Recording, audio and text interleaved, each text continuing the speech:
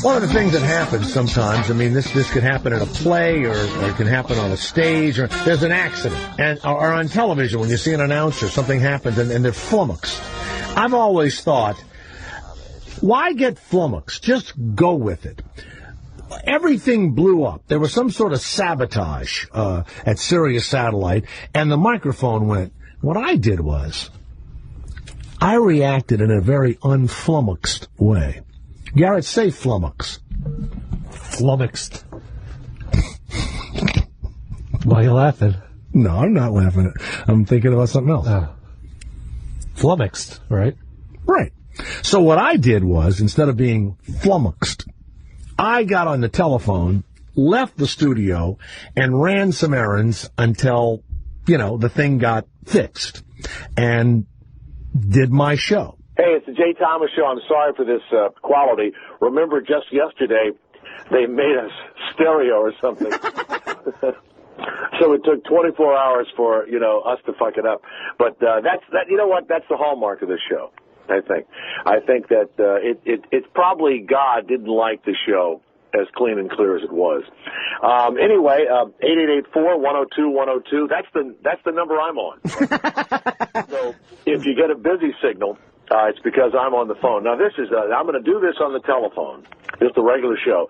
And, Sean, at some time in the future, will there be a signal, you think? Was there a fire in the room, or? I don't know. I think it has to do with the heat wave we're having here and the air conditioning, and I'm just hoping that they're able to get this up before your battery dies. Not only that. Oh, my God. Wait a minute. I didn't even... hold it. I don't know. I can plug it in. You know what? You're always thinking. That's why you're the... whatever you do. One disaster averted right there. So anyway, it is kind of weird talking on the phone. Maybe I'll actually talk like I normally talk. Now, can I take phone calls while I'm on the phone? Sure. Oh. You'll be the only host that'll have to stop his show for call waiting to go answer another line. You know what? It's just like, my kids will go, he's bleeding, Bill. We need to get his dad so we can close the wound. His phone's busy. Should I do the interview and walk down the street? Surely should I? Yeah, absolutely. Go run some errands during the interview. Should I get in the car and drive around? Absolutely. Maybe get on a bus. Okay. Now, I'm going to go do this. I'm going to walk back. I'm going to walk down the street, get in my car. Why not, right? Absolutely. Because you know what? Let me think what I could do. I need to go get my dry cleaning. There you go. Garrett. Yes. Garrett? Yes? I'm putting on my Saints hat. You know what that means, don't you? It's strolling time? It's strolling time. I'm putting on my Saints hat. Hold on a minute. Let me hit the... Sean must be having a heart attack. Oh, my God. Hold on. I got my Saints hat on. I'm going to take the power thing with me. I'll take my... Oh, this is... Jesus Christ. This is how I'd like to work. For 3 hours, you do your, all your errands and stuff, and you do this show. Just think of the size of this tumor you're going to have in your brain after doing this show on a cell phone for 3 hours. All right. I'm doing a radio show at Sirius Satellite. Just say yes, he's in the street. Yes, he's in Canal Perdido, in fact. All right, buddy. Thank you very much. Nice seeing y'all. How are you? So I'm in the street. Beautiful. Hi, this is the Jay Thomas Show. We had a power outage back there. The engineers at Sirius Satellite are working on it. Is Jake Glanz in the building? Sean Kelly, could we get Jake Glanz on to find out how... He's busy pulling out what little Harry has left. Get out of the way! What are you, fucking nuts? You almost fucking killed me, asshole! I'm on the fucking radio, and what... Well, yeah, right there. That's the radio. There it is. Focus, Jay. Nuts? Jesus, the guy almost ran over me. Focus, buddy. Focus. Unbelievable. Yeah, same to you. Jay's out running errands during the show. You know what, though? He looked mean, that guy. So I'm going to go to the dry cleaner, and I'll be right back. Hold on. Excuse me. Just say yes. He's at the stoplight. Just say that. Just say, I'm on the radio. Just say, yes, he's at the stoplight. Yes, he's at the stoplight. So the reason why I'm on the phone is we had this little power outage. I think it'll be fixed in a few minutes. They're telling us that they're working on it, and I'll head back to to my California studios. But there is something so freeing about this. I mean, it's amazing. I don't know what it is. I wish we had something as clear so that you could, do the show from. There's no microphone like that, is there, Sean? That would be clear enough to take out. No, that would be really difficult, Jay. You sound like all the truckers that call in now. Yeah. I really, you know what? You just sound like one of the people, Jay. You're down to our level now. I'm going to give myself a name, I'm the broadcast and truck driver. I'm going to give myself a name. So I'm going to go into to the dry cleaner here. Speak English or Spanish? You do? We're on the radio. Why are you carrying that battery? Because I need to get my car fixed. Where are you getting it fixed? On the west side. On the west side? And is that heavy? Here, hold the phone. Oh, okay. Just say hello to everybody. Hello, everybody. What's your name? Hey, buddy. I've never seen anybody carrying a battery down the street before. Well, you can't drive a car with no battery. Where's the car? You want to ride? I'm going to the dry cleaner. Okay. I'm going to go right and get my dry cleaner. Okay. You wait for me, and I'll take you with me. All right? I'm going to give this guy a ride down the street. Matt, stay right there now. I'll be right there. I'll take you down there. Hey, how are you? Jay Thomas, how are you? You working on the dry cleaner? There's a lady here that's doing. What are you fixing? What broke? Okay, help me, brother. Well, you got a big wrench there. People must think he's just the most nosy, annoying asshole on the face of the earth. Oh, no, this guy can't stand me. He's a big guy, too. Right. He had to go in the back and tell him. Right. Hey, what's broken? What are you fixing? Get out of my business, asshole. Hola. Hello? Konnichiwa. One sec. Hold on a minute. How far away is how many blocks? No, I'm going all the way to the west side. You going all the way to the west side? Okay, like down which street? Oh, that's Why are too you far. walking that way? Oh, you were going to catch the bus. No, I'll give you a ride. He's a drug dealer. Get back to work. Hi, sweetheart. How are you? Jay Thomas? Jaythomas? This show's completely falling apart. By the way, we're in the, what is the name of the dry cleaner? A1 Dry Cleaners. Oh, the famous A1. I know A1. that. Hi, and I had some alterations. You think they're ready yet? Are the alterations ready? I had the waist let out from a 32 to a 40. They're ready too? Okay. Sweetheart, what is your name? Isabel, can you talk to my brother here? My brother's in the hospital. He just needs to hear a woman's voice. He's very ill. His name is Julie. Hello? Hello? Hi. Hi, what's your name? Isabel? Hi, Isabel. Hi. My name is Shuli. How are you? Not too good. I'm in the hospital. Too bad. Yeah. I have a cyst on my brain. Oh. He just needed to hear a woman's voice. Wow. I need to hear a woman's voice. Mm-hmm. Can you keep talking? Excuse me? Can you just keep talking? It relaxes me. What did you do today? Excuse me? Isabel? Yes? Isabel? Yes. Are you still there? Yes. Oh, good. Can you keep talking? What did you do today, Isabel? Today, I've been at work since 7:30. Could you speak up a little bit? I've been at work since 7:30. A little louder. I can't. What? So. Hello? Yes? Can you speak up a little bit? I said I've been at work It's too loud. since 7:30, yes. It's too loud. A little lower. Can I call you Mommy? Please. I guess. Thank you, Mommy.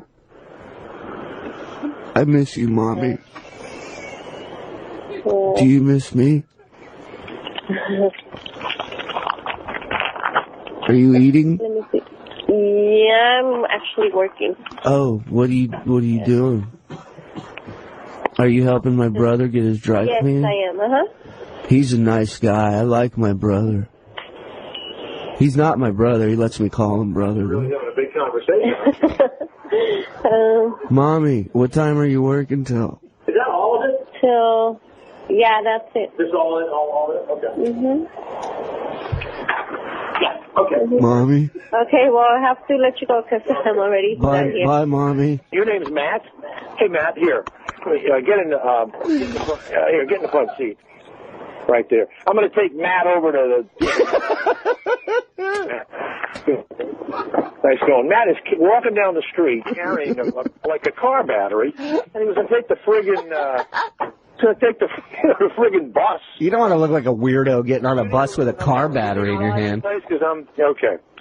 Now, Matt, are you not scared at all that I could be like a killer?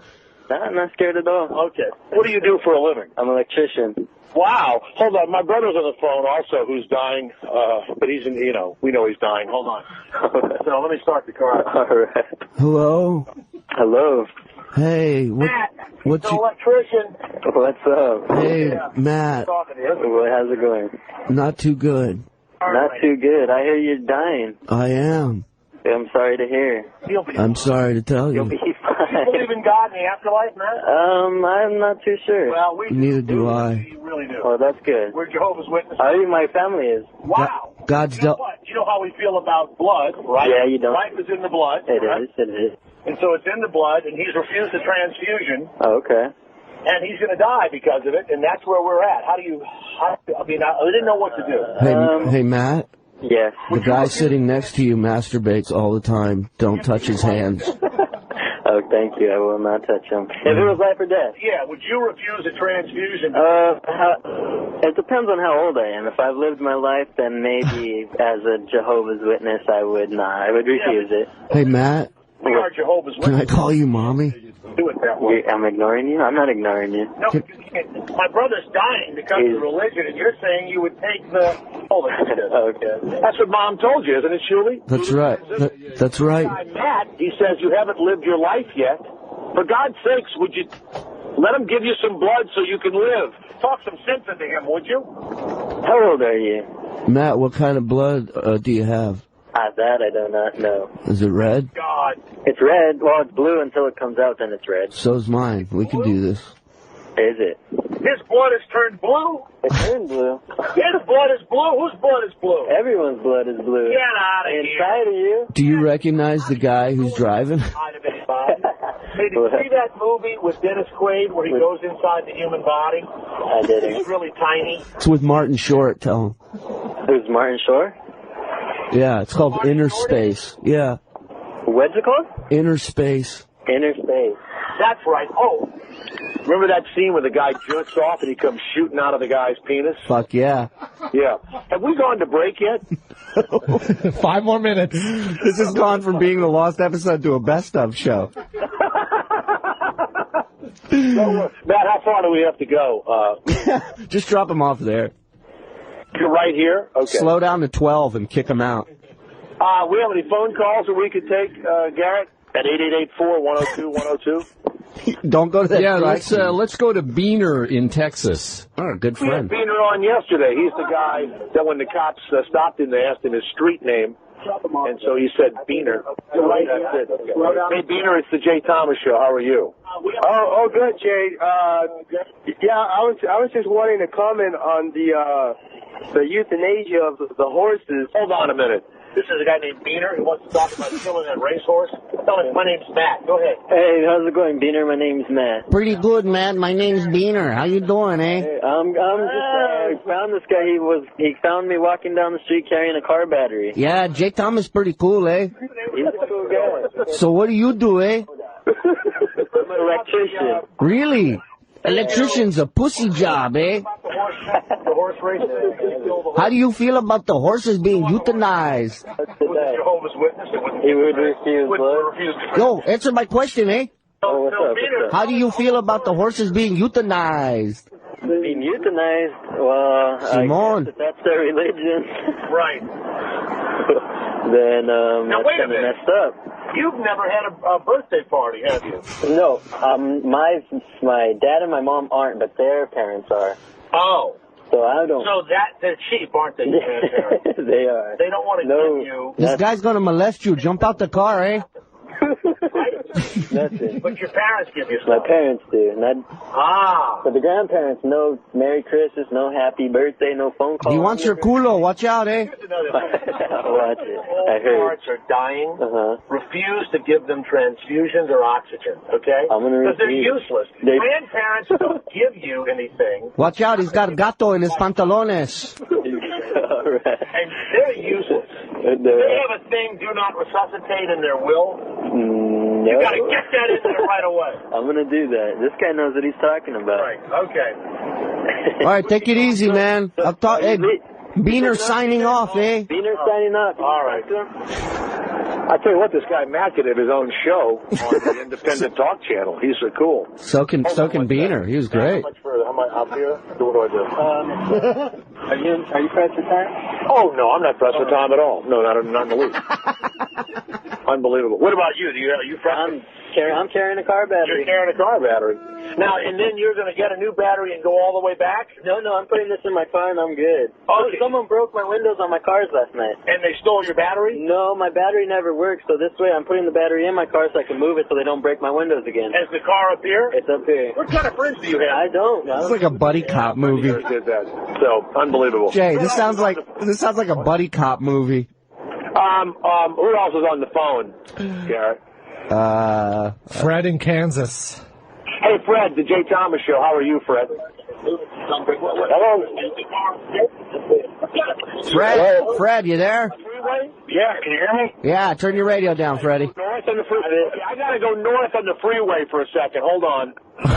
Okay.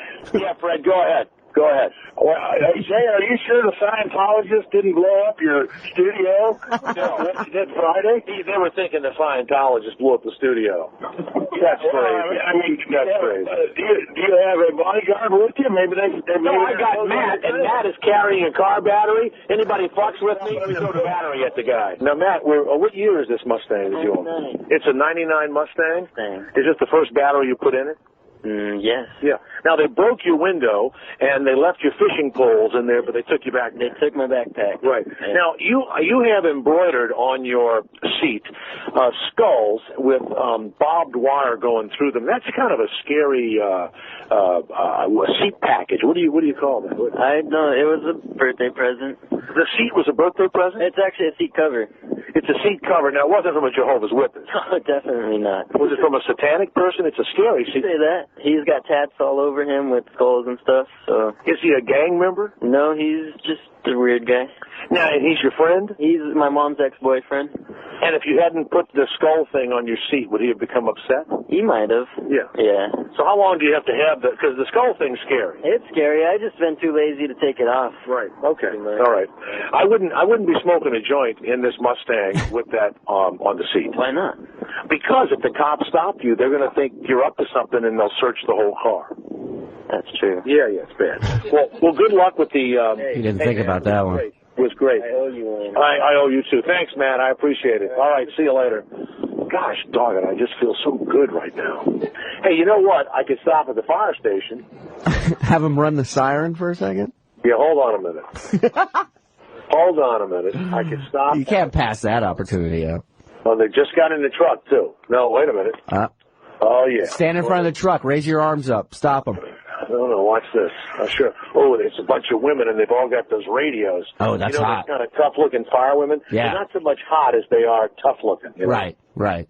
Wow, okay, hold on a minute. I'm going to just squeeze your balls and pull you into the bedroom. Right over to the... Oh, first of all, I'm going to pretend that I'm getting gas. There you go. So that they won't do anything. Let me make sure the phone... I think if I'm inside the fire station... Man, there's like a ton of fire trucks. We're doing a show at Sirius Satellite. Yeah. And I just saw the fire trucks and all, and I was wondering, do they still let kids come in and see the fire trucks whenever they want to? Yeah. How about grown-ups? Can you let grown-ups? Grown-ups to the radio show. Did I see inside of a fire truck? Yeah. I could? What is your name? Trevor. Hey, Trevor. Hold on. Sure. What rank are you, Trevor? Engineer. Show me the fire truck real fast. No. You care which one? No, I don't care. They all look alike to me. Well, this is the ladder truck here with the tiller in the back. So right. Probably the biggest one we have. Right. Okay, here, hold that telephone. All right. Can I get in there? Yeah, please. I'm in the truck alone. Don't leave me. You're dead, dude. You're dead. All right, hit the siren. Right here? Yep. Holy shit! Now, when you're riding around, are you excited when you're going to a fire? I know you're going to say, but you get excited? Of course we get excited. We get to do all the stuff we train to do. Trevor, thanks, man. I appreciate it. Thank you. Oh, I can hear myself. All right, hold on. Wow. Whoa! We just lost him. Oh, he's there? Okay. Okay. That was kooky. Do you feel weird now doing the show on mic? Where you're getting so used to doing it over the phone? I don't think the show will be any good now. I really. Pretty much over. I think we shot our wad. That's it.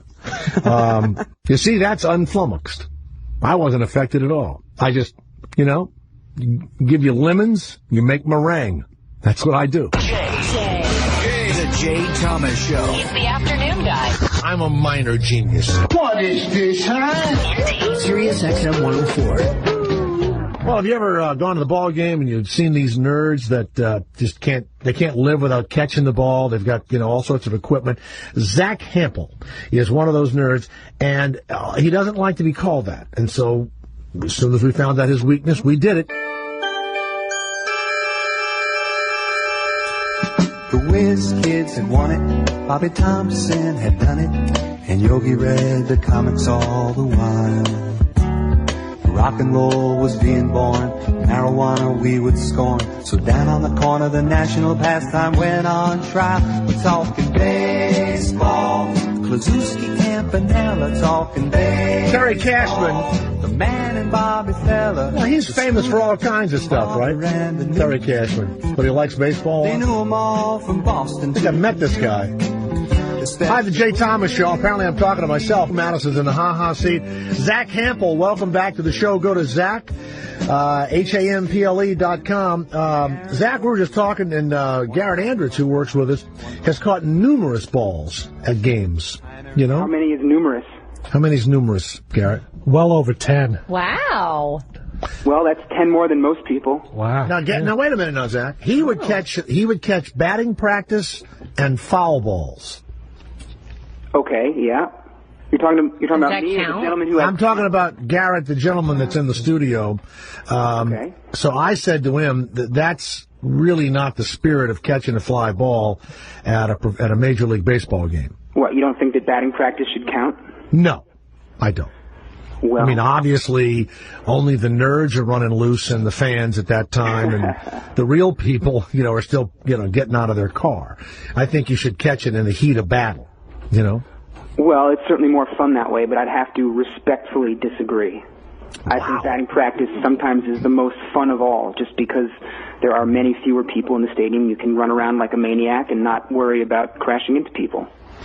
Do you still bring your glove to games? Of course. Do you even need to ask? Yeah. Well, and are you still living in your mother's basement is my other question I always ask. I mean, actually, I just moved to a very nice new apartment in New York City. Thank you very much. All right. Wow, Zach Hampel, what crawled up your butt today? Well, no, Jesus. Zach doesn't want this kind of shit today. He's plugging a book, and I agree with Zach. And I did not move from my mother's basement either. So. All right. No, wait a second. Anyway. Now, Zach, I fear this interview got up on the wrong foot. Okay, let's start again. That's okay. How to snag a Major League Baseball is what we had you on here first for. Right. And now your new book, Watching Baseball Smarter, and it's a fan's guide, beginners, semi-experts, and deeply serious geeks. So there you are. You said it. So you take this book to the game, do you? And it tells you what's going on, or you have little scorecards in there and all that stuff? Not exactly. I would recommend that people would read this book maybe before they go to a game or keep it next to their TV or radio. I have a 41-page section just of slang and glossary terms. I just kind of feel like announcers are always showing off and using fancy expressions that really only baseball insiders sometimes know and use, and I unravel all that stuff as well as a whole lot of other stuff in the book. Before we talk about those slang things, I remember as a kid when did CBS own the Yankees at one time? That's probably before my time. So way before your time. And so they showed the Yankees no matter what, and they were doing badly. And I believe it was at that time that they put in the no crotch scratching rule. So that had to be back in the 60s, I would say. Do they have that now when I know they spit. And ball players also like to blow snot out of their noses. But why do they blow bubbles? Well, there's a lot of chewing and spitting that goes on in baseball because, let's face it, it's a slow-paced sport. There's certainly a lot of action. A lot of it is mental action and scheming and deceiving and strategizing. But, these guys have to entertain themselves if they're sitting on the bench just waiting for their team to get back in the field. And even if you're in the field, it can be kind of slow. So they chew and they chew and they spit. And spitting is disgusing. Yeah, well... What about the scratching of the crotch? Is there any I'm really documentation? Glad you asked me that. As a matter of fact. Is there any documentation that says they gave an edict at one time and that they warned the players not to do it? Because as a kid, as a grown-up, everything else, guys scratch their crotch all the time during an athletic contest. Yes, they do. I actually have a whole section in the book specifically about crotch grabbing. And I'll explain it very quickly for your listeners who might not know or who might not have certain parts that are in need of being scratched and grabbed. But I would think that women softball players, I think they're running around there. They get some pitching mud in between their legs. There was an uproar actually, like in some little league. There was one female player, and there was a rule that all players had to wear protective cups. And it was discovered that this young girl was not wearing one, and they actually suspended her until she decided, until there wasn't even one for a female player. So these sporting goods companies were teaming up to specially design one for her. It's crazy. Read about this recently. Well, you know what? You can verify this, Madison. Yeah. A bruise on the mons pubis can be quite painful. Well, I've burnt my mons pubis at the tanning salon, and that's really unpleasant. Can you imagine sliding and you skid on your mons pubis and you don't have your... Got it. But Yeah. If you've got a 70s bush, it will... Yeah, no, this is the nature of the interview. You started it. You brought it up, Zach. Let me finish it. Let me finish it so we can go on to other things. Seriously, sure. Come on. Sure. But the whole crotch grab... Hold on a second. I want Garrett and Sean and Madison to fucking watch their step when we're having an interview. Apparently, Zach is not happy with the way this thing is going. What did I do? Well, you know what? Zach, you just stay right there watching Baseball Smarter. You know what? I'm going to go away for a couple of minutes, straighten your fucking asses out, and then when I come back, I expect a whole different attitude around here. This guy's already pissed off. Okay. Sorry. That might be a bit of a no. Shut up, Zach. Okay, I'm sorry. Jay Thomas. Yeah, little thing medically they call pussyitis. Jay Thomas. In Indy. Sirius XM 104. Couldn't get Zach Hampel to go away, so he just stuck around, kept talking about catching balls, and then it got ugly. Here's the rest of it on the Jay Thomas Show. The sun is shining, the sky is blue. It's a great day to play baseball. It's a hit. It's a hit. It's a hit. I love to play baseball. Wow, milkshake, and I love to play baseball. Hi, it's Jay Thomas back, and we got the whole crew. Catch that ball and throw real hard. What's the matter? What are you laughing at? Love to play baseball. That's right. Let's welcome Zach Hampel back, HAMPLE.com. Zach, HAMPLE.com. The book is Watching Baseball Smarter, the Professional Fan's Guide for Beginners and Deeply Serious Geeks. Zach, let's go to the phones. Lee of San Diego, what's your question for Zach Hampel, who first came on here? And you know what, Madison? If you don't stop the fucking laughing. I'm in the ha-ha seat. Zach, I'm very sorry. You know what? I'm very sorry. Okay. I figured out really early you didn't like to fool around, and I'm trying to straighten their asses out. Shape up. No, I sort of take this as the batting practice portion of your show. You know what, thanks. Zach? I'm cute. There you go. Hey, Madison, see if you can catch one of my balls in your mouth before the show's over. Oh, I would do anything to have one of your balls. I'm sure you would. Mouth. Okay. And batting now for the Teabag Tigers.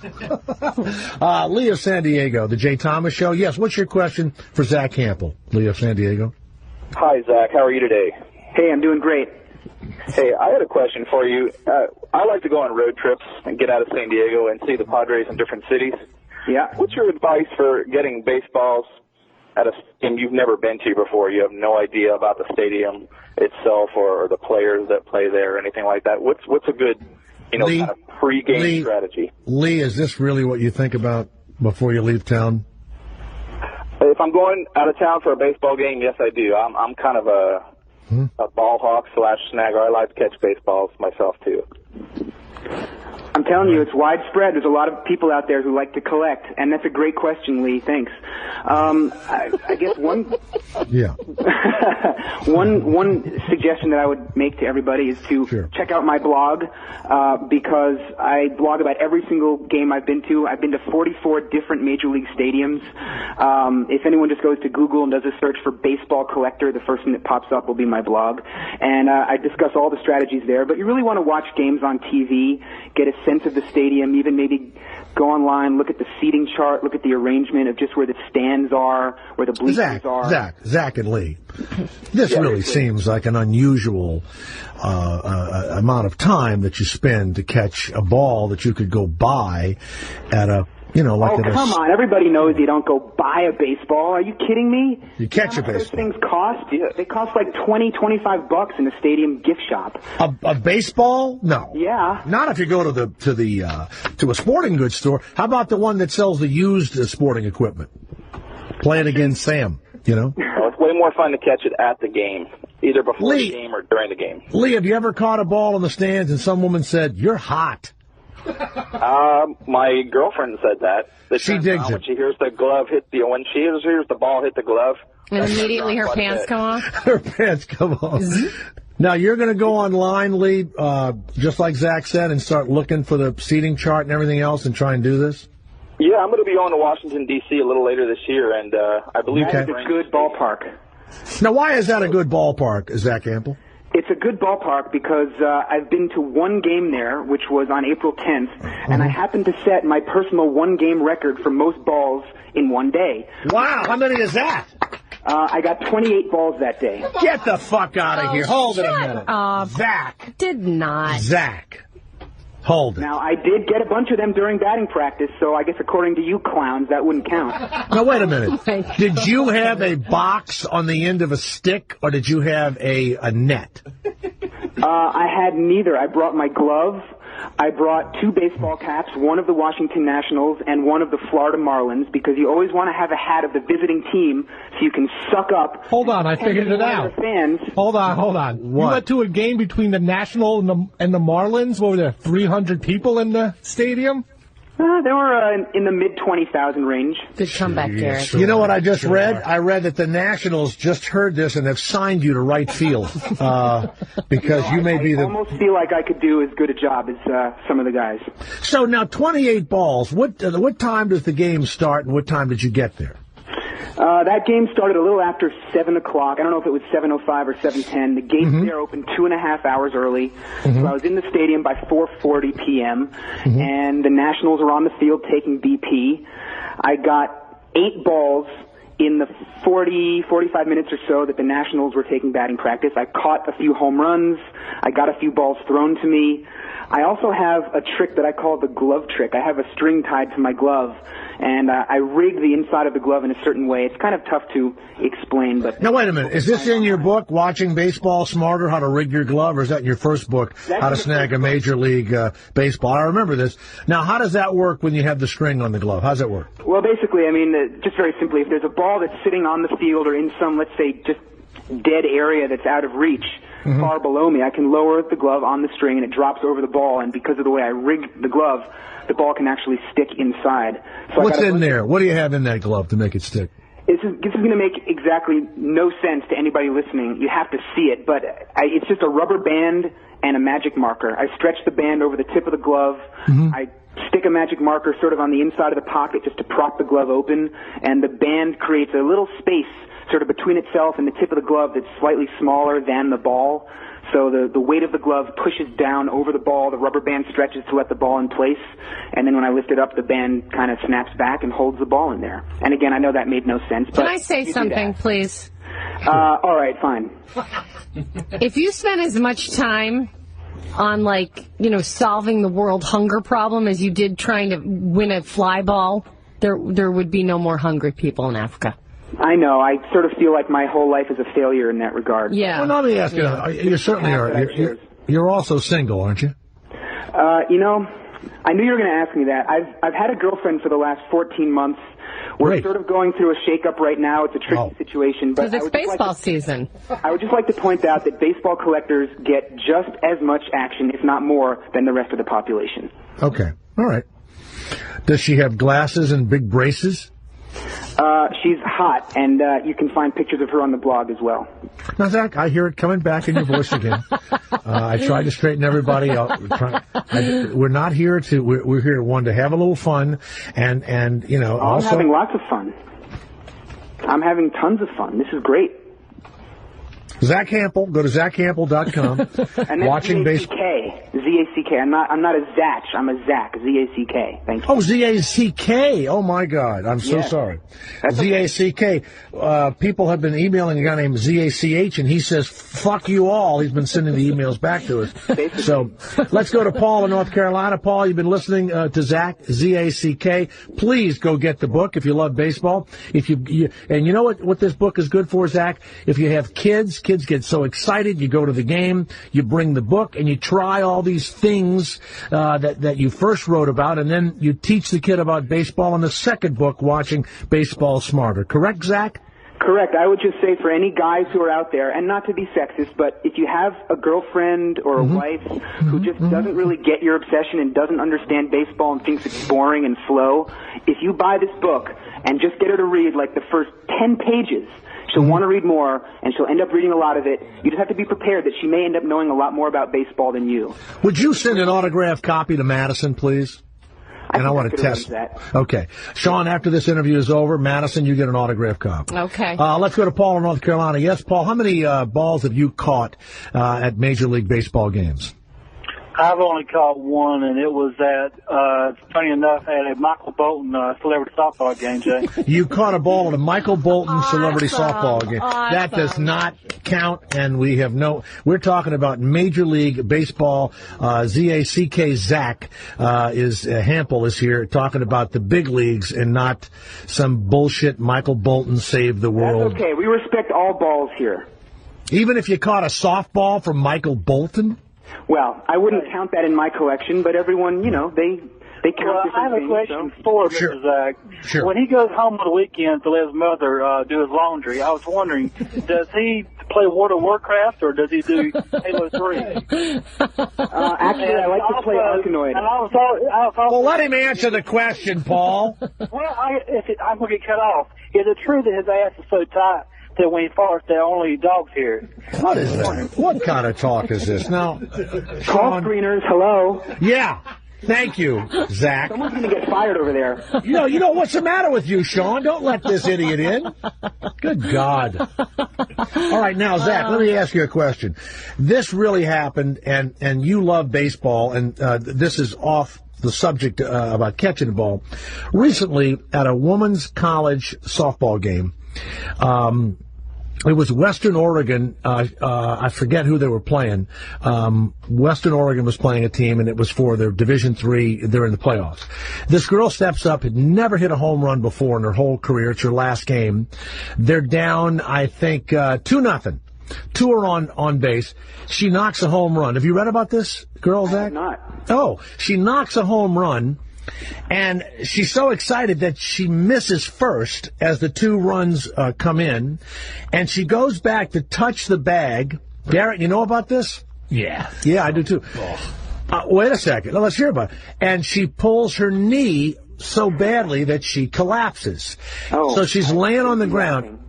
If she is touched by one of her players or her coach, she's out. That's the rule.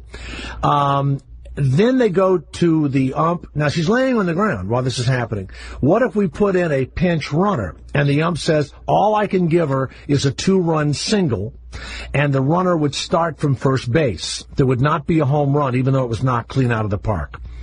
At that point, the first baseman for the other team said, what would happen if we carried her around the bases? And the umpire said there's no rule against that. And these two women, I think the shortstop and the first baseman, lifted this girl up on the opposing team and brought her around the bags and dipped her down. Her knee was completely blown, to touch each bag and then home, to give them a 3-2 lead. do you think the pros we would ever see sportsmanship like that? Like, remember when Kurt, what was his name for the Dodgers? Kurt Gibson was limping around and all that, and all the managers were saying, if this guy collapses, fuck him, we'll let him lie dead in the, in the dirt. Do you ever think you'd see sportsmanship like that in pro baseball, Zach?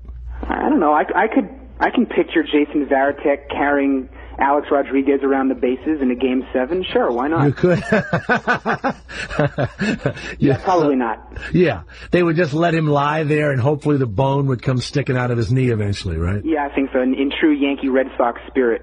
Yeah. Garrett, you feel the same? You didn't like the girls doing that at all, Garrett? Really? You couldn't crawl around. You couldn't do something to get around. You would want to see her crawl from bag to bag? Do something, or don't be like such a stickler to the rules like the umps, and just let it count as a home run and pull her off the field. It wasn't a game-changing... It was. Oh, God. You got to do something like that. I guess. Okay. There's a lot of tricky rules in baseball, and I mean, again, that's something else that I go into a lot in the book. And I mean, just little things that you would take for granted, even like the definition of the strike zone. Most people, I mean, do you guys happen to know what actually defines like the top and bottom of the strike zone? Well, I was a pitcher in college, so I'll tell you what the strike zone is. Okay. You ready? The strike zone is shoulder height down to the knee. Yeah, that's an approximation. That's actually not as exact as we'd like to get it. Let me tell you what, Zach, that was hard enough for me to hit, okay? And then the friggin' plate looked like it was a dime when I was throwing the ball over it, right? I hear What that. is the strike zone? The strike zone, the top of the zone, is when the batter gets into his or her crouch. Right. It is the midpoint between the top of the shoulders and the belt. So that comes out to about the chest, I thought it went down to just above the knee. Am I wrong? Right. That's the top of the strike zone. The top of the strike zone is that midpoint between those two things. And the bottom of the strike zone is the belt to just above the knee? The bottom of the strike zone is measured at the hollow beneath the kneecaps. Jesus. I know it's completely anal and ridiculous, but I think a lot of baseball fans like to be anal and ridiculous and geeky. Do you have a huge heart-on now that you've given us that? I mean, it must just be unbelievable. You have no idea. It's exploding. Hey, Zach, have you ever elbowed a crippled kid to get a ball? I mean, that's the other thing I see. I mean, you're going for a ball, you want to get it. All the time, man. I get, extra points for that. See that. No, but I mean, have you ever done anything and crippled? No, but you ever done that and said, gee, I shouldn't have done it and given the ball? Or have you ever pushed anybody out of the way and gotten in trouble for trying to catch a ball? I've gotten in trouble because I sneak around past security and jump over railings and, lower my glove on a string and steal balls from the field and the bullpens. But I've never gotten in, nothing bad. But I've never gotten in trouble, nor have I actually crashed into anybody. I'm extremely careful of my surroundings. And one thing that I've realized is baseball collectors are often stereotyped as people who are maniacs and out of control, and I'd say in some ways that's true, but we're very careful generally about who's around us. It's the people who've never caught a ball before that you have to watch out for, because for them it truly is a once-in-a-lifetime experience, and they will do whatever it takes to get a ball. And I've seen some kids really get wiped out by grown-ups, and it's a pretty ugly sight. Most famous ball you ever caught? Although I don't like the man, I caught Barry Bonds' 724th career home run. Holy shit! How much is that worth? Anything? Well, first of all, it's not for sale, but if I were going to put it up for auction, I'd say probably maybe $5,000 to $10,000. That's Hillary Clinton. I'm sorry. It's not retirement money, but it'd be a nice little chunk of change. And then who's the most famous signature you have in a ball? Well, Cal Ripken Jr. is my all-time hero. Cal Ripken, sure, yeah. Person, but I've collected some of the older guys too, Mickey Mantle and Yogi Berra. And where do you have all these thousands of balls you've caught? Well, the balls are at my parents' place. I personally am not. I know, we know. It does take up a lot of room. We've made you very insecure. We didn't mean to. Zach Hampel, Z-A-C-K, has written extensively about baseball. It is Watching Baseball Smarter, a professional fan's guide for beginners, semi-experts, and deeply serious geeks. You're going to send it to Madison. I'm going to have her read the first 10 pages, and we will, test your theory. Okay, Zach? Sounds good to me. Okay. Hope we sold a bunch of books for you, and we did have a wonderful time. What a good sport you are, Zach. Would you like to hit? Would you like to hit us in the head with a baseball bat if you had one in your hand right now? I wouldn't want to risk breaking it if it were valuable, but... I see. All right, Zach, thanks a lot. That's enough of that guy, don't you think? That's over. It's me, Jay Thomas. Thanks for listening to this best of... Jay Thomas. It's the Jay Thomas Show. It's all about the love. The Jay Thomas Show. Afternoons. Sirius XM 104. Many people say, what happens right after the show? Do you guys just run out? No. We continue talking, we discuss things, and we're putting a plan together for the future.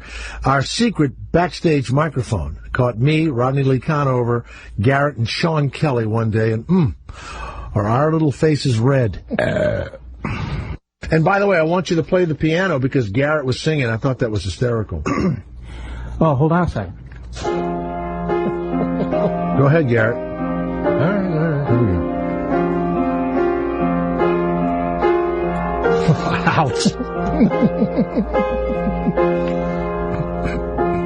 Every time that I look in the mirror, all these lines on my face getting clearer. The past is gone. I don't know the rest of the words. Hey, wait a minute. Hey, let me ask you a question. Yeah. Can we do karaoke? Thank you, Rodney. Rodney. Thanks, Rodney. Rodney. Rodney, thank you.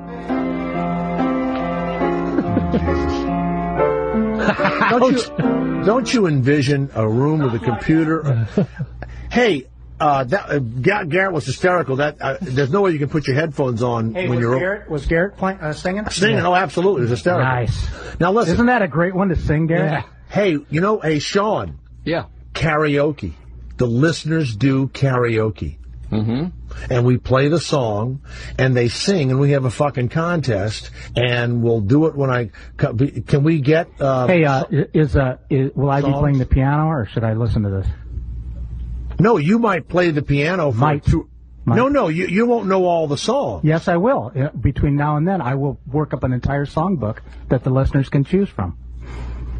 Because you have to have a songbook. Karaoke has a songbook always. What do you think of that? That's a good one, huh, Sean? Yeah. Now, do we have songs that don't have the lyrics in them, a la karaoke, that we can play on the air? You got the piano playing.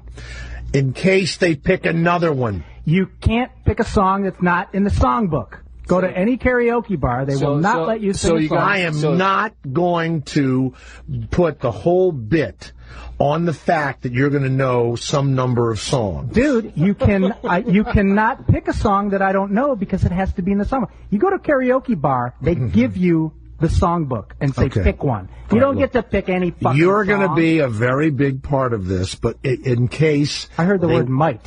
No, you're going to be a big part of it. No, the word might came through. No, not might. Hey, loud and clear, Mr. Thomas. No. You are going to be a part of it. Loud and clear. But in case people choose another song that by some accident... They're not going to. No, I want to give them some other songs.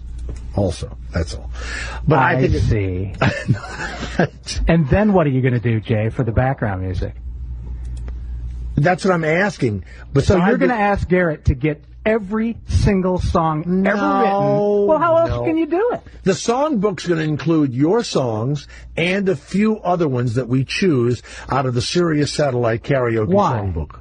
Because that's what I want to do. Why? I just do. Answer that question, why? I just told you why. Now, Sean, can Hold on with the Sean. Can we do it? Why does there got to be other songs? Watch that. We may not. Can we do Watch this. All of it. On the piano from the fishbowl, Sean. Fishbowl. Yeah, probably. Yeah. Okay. We gotta nail down a date and. But this could be really fun, Sean. Yeah. Yeah, we can do that. Yeah, and we'll let Rodney do whatever amount of songs he knows. We'll go into that piano room, right? Yeah. And we'll do also some other karaoke songs, and we'll give them the list of songs, and then they will sing them, and then we'll have some ultimate winner. Sure. Okay. And when I'm in town, then also I'd like to do Family Feud again against some of Howard's guys that Shuley puts together. Okay. And so, but I definitely want to do Garrett before that, singing with Rodney playing the fucking piano the next time Rodney's on the air. Sure. You know, when Tom Bergeron does that stupid stuff on television and then he acts like it's going to be naughty and it's nothing, you know? That was really bad, wasn't it? I really meant it. That was kind of embarrassing. But that's okay. It's all part of our lives here on The Jay Thomas Show. It's bigger than me. I just say it happens to be my name, that's all. The Jay Thomas Show. It's not me. It's the show itself. It's the whole thing. It's almost like the Soviet Union. Let people keep having kids. Yeah, let them keep having kids. I'd like to drive around in an abortion truck, like an ice cream truck. Hey, pregnant, low-rent person, come over for free ice cream. Who, me? Yeah, get over here. Come on in. Free ice cream, low-rent pregnant person. Better look out now, 'cause Jay's got something for you. Tell you what it is. I'm your abortion man. Stop me when I'm passing by. Oh, my, I'm your abortion man. Stop me when I'm passing by. See, my vacuum cleaner is guaranteed to satisfy. This is the Jay Thomas Show.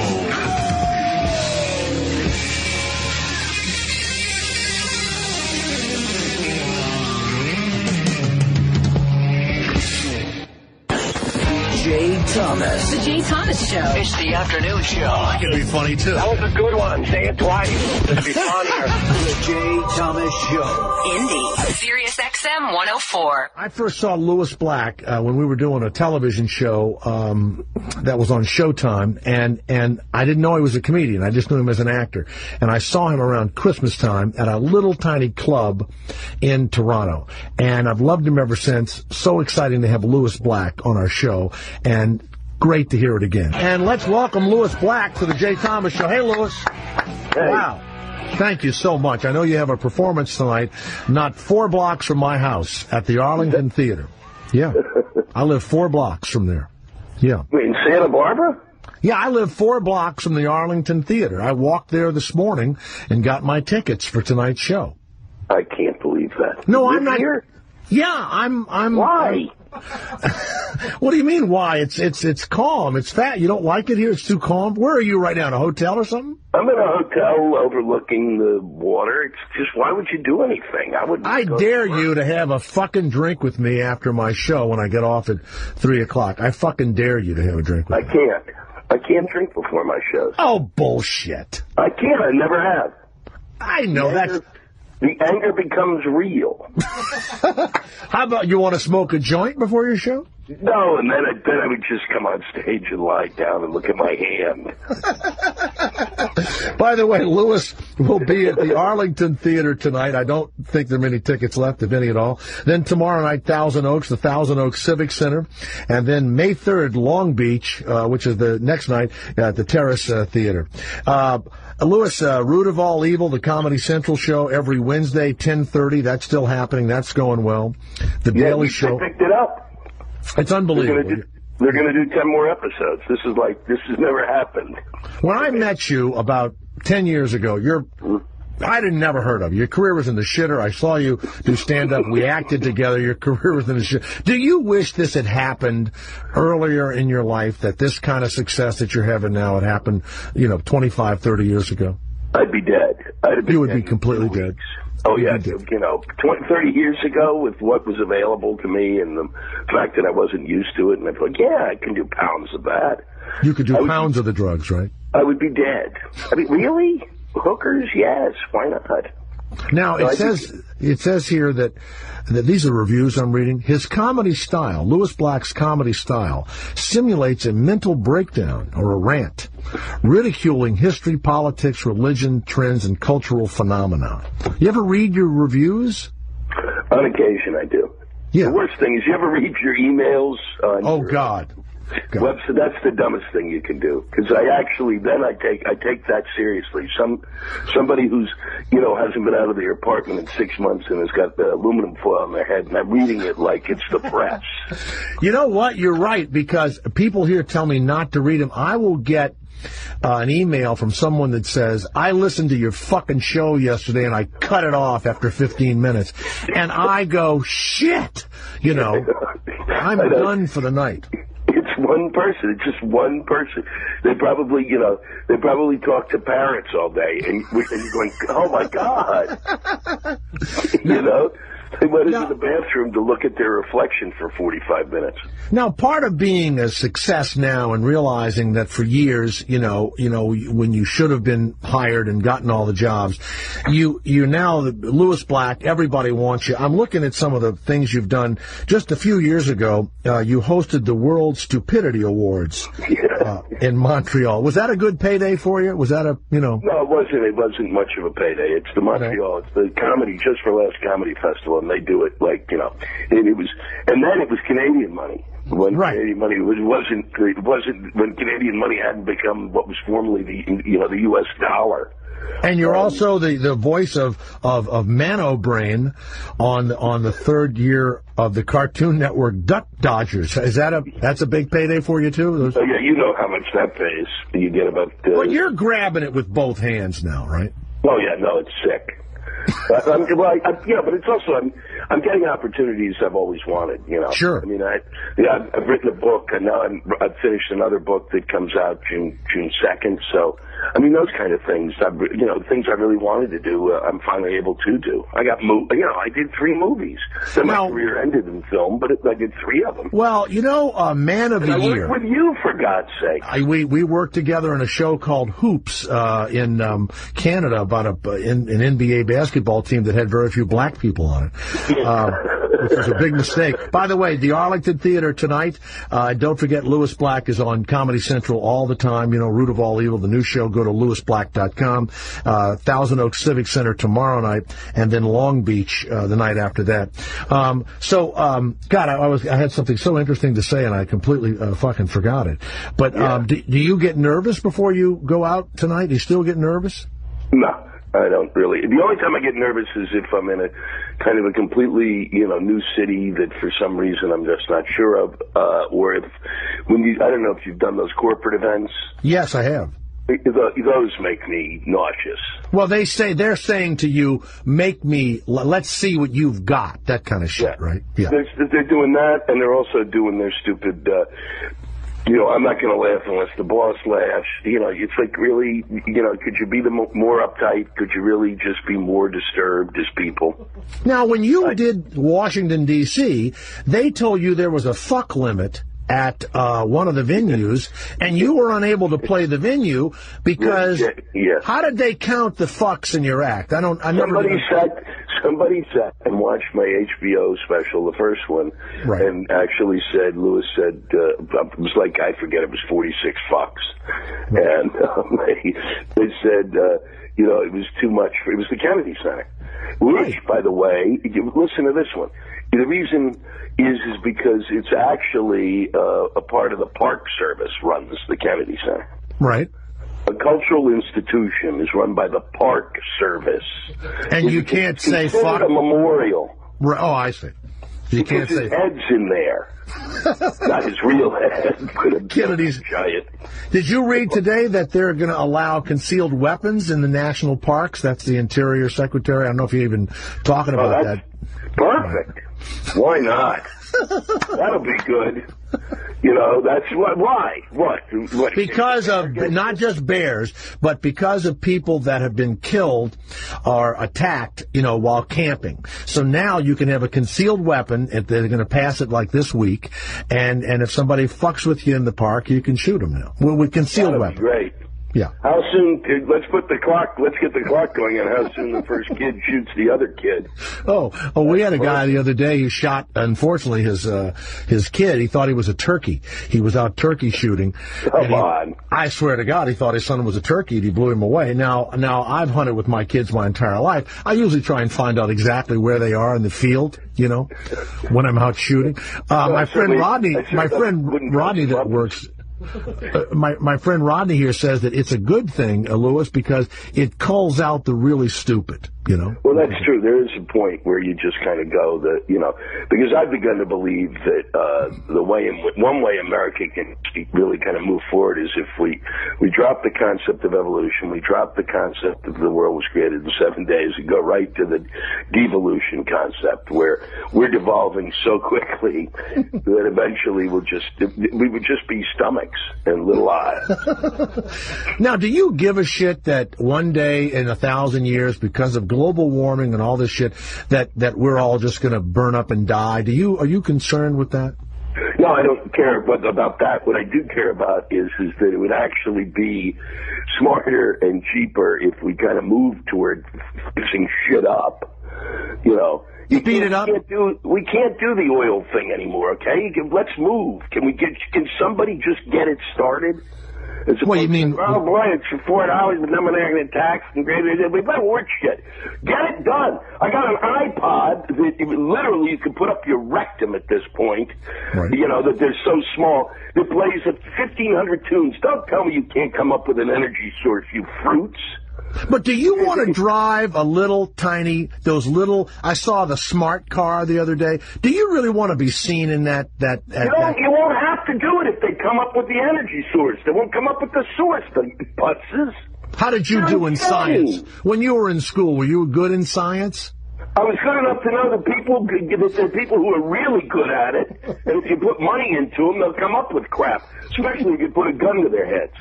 So you come up with a solution or we'll kill you. I can guarantee there'll be a solution. By the way, the people are eating less, too. There's a food shortage, Well, yeah, not here. No, there is. There's even a food shortage here. They're going to Costco and getting 80-pound bags of rice because they've heard there's a rice shortage. Well, that's a good move, because these are people who never ate rice.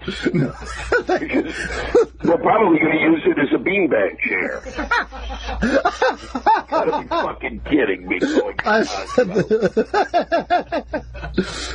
Hey, Lewis, it's like living why do people do drugs anymore? It's like it's society.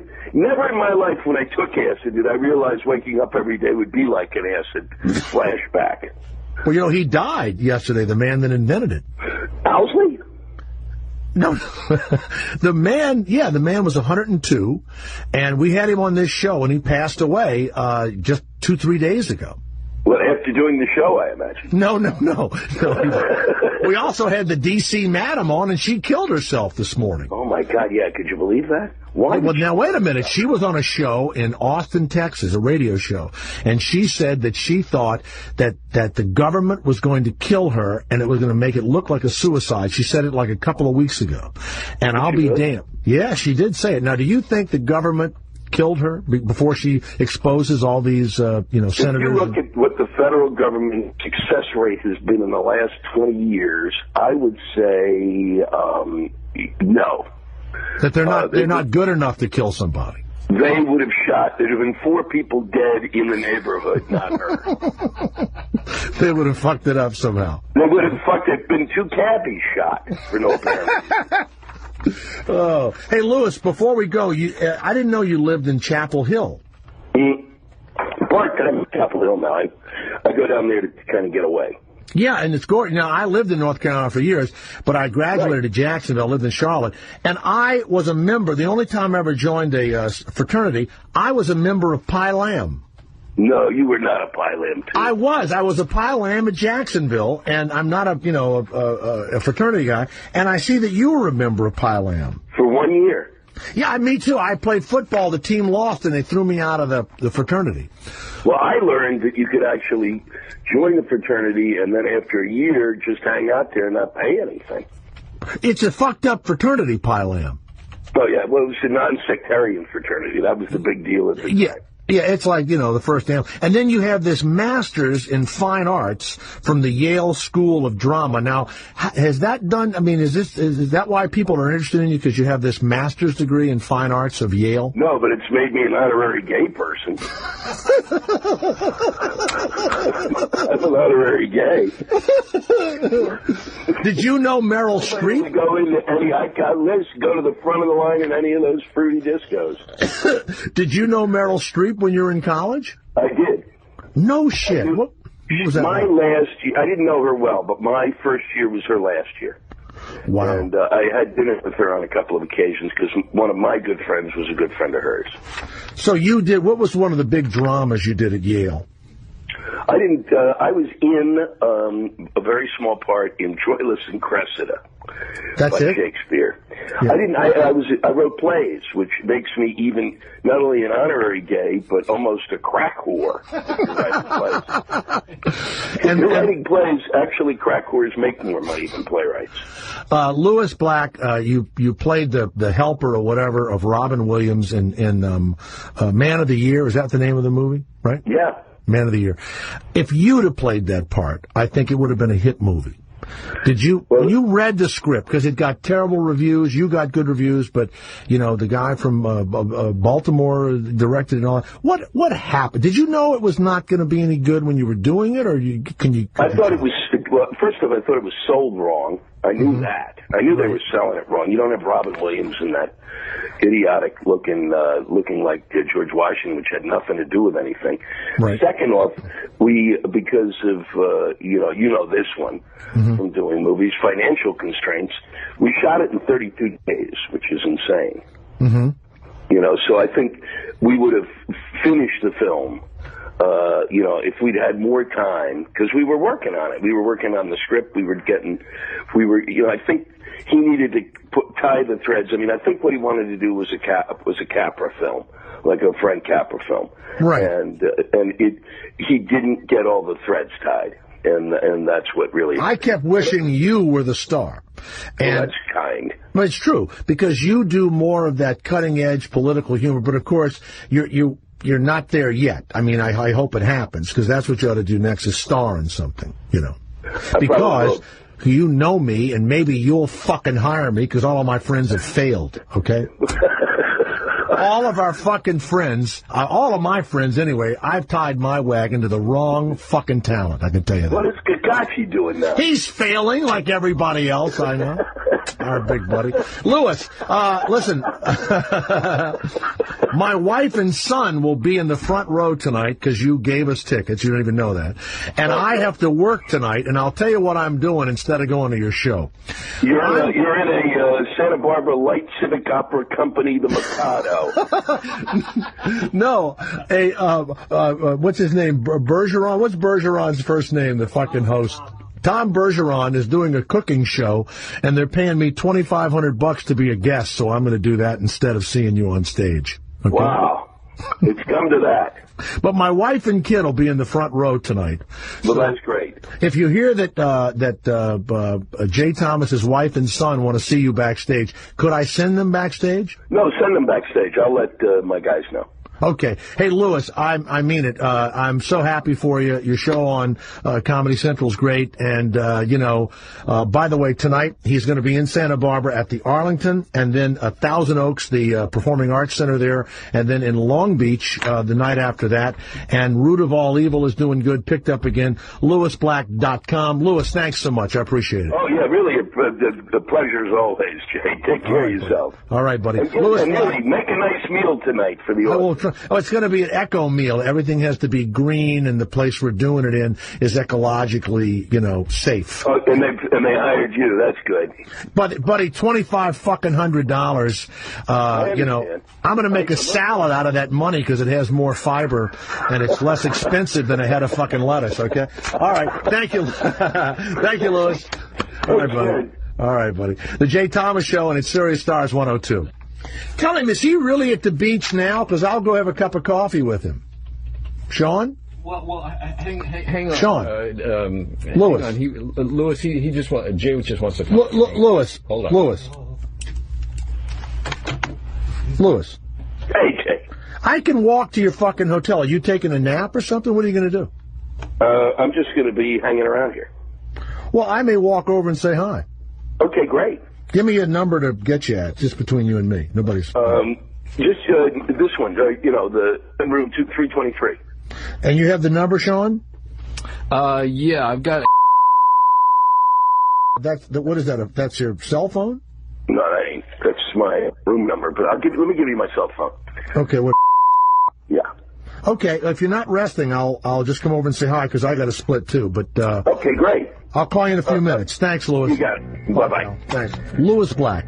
We're fraternity brothers. I didn't realize that until I actually read some things about him. It's amazing. I'm not as funny as he is, but we know the secret handshake of Pi Lambda Phi that you don't know. The Jay Thomas Show. We're so lonely and bored here. The Jay Thomas Show. Jay. Afternoons. On Indy. Sirius XM 104. The great Louis Black, who I'm going to walk over to his hotel in a few minutes and say hi. He didn't really want you to come over. No, he doesn't want me to come over. Well, then why would you? I'm just going to do it. Well, let me tell you something about the stage, Jay. When you're doing a show, you don't want to goof around during the day. You don't want to expend any of the gas in that tank.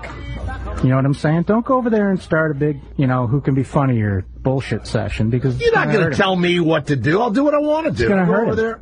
You want him to do a bad show. I want to give him a couple of ideas that I've had. That's all. Hey, I got a joke you can tell in one of your skits. Now, is this not true? You know that bit that you're doing about your mom? I got one about my mom. It's hysterical. You can use it in your skit. You want to hear something? And I mean this. It's not... people always say to me, boy, that show business is tough. It's who you know and all that. And what I think they mean that if you know a producer or a director or whatever, and they think, the reality is we all start with kind of a group. And there's a writer in it, a director, there's some comics, there's a couple of actors, right? A couple of women, couple of guys. And if 2 or 3 people in your group, let's just take the John Malkovich group, right? Where that goes, Gary Sinise was in there, right? John Malkovich and all, or Vitch, what do you say, Malkovich, and they made it, and so they took their group with them, David Mamet took his group, Steven Spielberg took his group. My group failed. Not that they're not. Well, the guys that I know. You say that guys never put you in your movies. I offered you part in my movie, you turned it down. It's not a big movie. It would have done nothing for me. Describe to me what a big movie is, Jay. Like Terminator. The one with the horse? No, Terminator. I got news for you. My movie is way bigger than the one with the horse. What difference does it make? Because I offered you part in a film, you turn it down, and then you piss and moan. It's just a small movie. My friends never make it. It's not a small movie. It's got big time distribution. It's going to be all over the place. Okay, I'll do the next one. Oh, you will you? I'll do the next one. I got news for you. What? You may not do the next one. Well, I'll do the next one. We'll just see how you play your cards in the next 4 months. Ronald Reagan. When we start production on Bachelor Man 2 in November, right? We'll see. Ronald Reagan was supposed to be in Casablanca, and he turned it down. Sometimes you make mistakes. You know what I'm saying? That's Casablanca. He was a small movie. He was supposed to be Rick in Casablanca. That nothing show. Okay, Rodney, thanks a lot. Tomorrow, Howard 101, the Jay Thomas Show, early in the morning, 7 to 10 Eastern Time. You guys have fun. Right. Hello, Lewis. It's Jay. How are you? What? No, I was just going to walk. I was just going to come over. You know what the woman is? I see. I see. How about... And you don't want my family to come backstage either. Oh, you were just saying that on the air to be what? Like a fucking friend or some shit? After I promote your shit? Huh? Thomas, the afternoon drive show. Jay Thomas.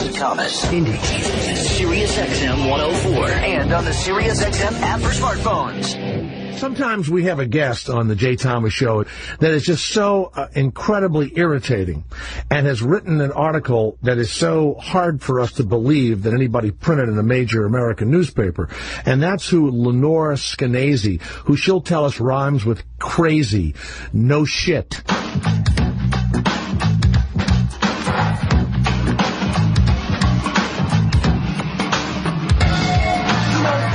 the same, no matter time, no place. They don't understand that us kids are going to make some mistakes. So to you other kids all across the land, there's no need to argue. Parents just don't understand. Wow. Fresh Prince and DJ Jazzy Jeff, how you doing? It's middle-aged MC. Yo, the Jay Thomas Show. With my what would I call you? Garrett in kind of hip hop talk. What would Rodney be? He'd be my rearview mirror. What would he be? It's something man, like the guy that boosts you up and just says, "Yeah, come on" in the background. He'd be my booster man. My booster man. Sure. With Rodney Lee Conover, my booster man. Yeah, my booster man over here. And you know what? I got my 2 dorsal fins. I got Sean Kelly's a dorsal fin. And then I got Garrett Andrews, my dorsal fin. I'm Rodney Fresh. You're fresh. Hey, Lenore, is it Skenazy? How do you say your name? Rhymes with crazy. I'm so sorry. Rhymes with crazy. All right, crazy. Let's go to freerangekids.com. There you go. You wrote this crazy column. By the way, my friend Rodney Lee Conover is here. He has nieces and nephews and doesn't let them go out. My children wouldn't let them out of your sight ever until they're married never. and possibly pregnant. Right. Okay. In fact, when I get on the subway, I keep them home. Here's go the on deal. the subway? No. Yeah, we all take the subways. Good. Don't you see a lot of other children on the subways? Not the most unusual thing in the world? You don't really see a lot of kids by themselves. Well, it depends on what time. Depends. I mean, there's like a lot of times when you see kids, quote unquote, by themselves, they're with other kids, so it's a group of kids. But they are traveling by subway. And in fact, if you just like rolled back the clock about 30 years, you'd see so many more of them because that was before we were all paranoid about ever letting our children out of our sight. Now, I understand that some low percentage, it's almost like the shark. Percentage. It is. It's the elbow eaten by the shark effect. And you'll hear about it, and you'll remember the girl, and you'll remember the pictures, and you'll remember the guy who was 67, who was the triathlete, who was also chomped recently. But you won't remember the trillions of bathers who went into the shores and came back alive and didn't with all their limbs. Now, this is your son that you put on the subway. This is my son that I put on the subway, not because I was trying to... Is he your biological child? He's a child you love. He's a biological child that you love. Okay. So you put... Now, I lived in New York, and my kids didn't ride the subway alone probably until they were like 14 or 15. And why was that? Because they would... First of all, they'd get lost. Well, why would they get lost? You didn't teach them how to read a map? They can't ask people for directions? They don't speak the language? Why? Now, listen, Lenore, you're not supposed to be attacking me. I'm supposed to be attacking you. Go ahead, attack. I'm not going to take this kind of nonsense. Rodney, help me here. Why didn't we let the kids go on the subway before they were 15, you and I, darling? Why didn't we do that, my precious? Because you're afraid that some gang member, homeless guy, pedophile is going to grab them, get them in the back, and screw them. Okay, so how many people were killed in the subways last year, just out of curiosity? Do you know? I don't know. 4, including one who was a wife who was chased down the stairs by her husband and so ended up being killed in the subway. And that's compared to several million people who take the subway every week. And in America, the statistics for children who are actually abducted and killed, which is a horrible number at all, but it's 50, okay? It's 50 out of the 75 million children in America. So why would you want that to go up? I wouldn't want that to go up. I think it actually would go down if there were more children out on the streets, and the streets were even safer because they weren't deserted because scared parents had kept their children home instead of doing what we did, which is went outside on our bikes or walked over to a friend's house or went to the library on foot or on bike and weren't terrified every second that, it was going to be our last. And in fact, that way we got to check out some books. Aren't you afraid, though, you're like stocking the pond? You know what I mean? No, I'm not afraid of stocking the pond. I'm not any more afraid than the fact that if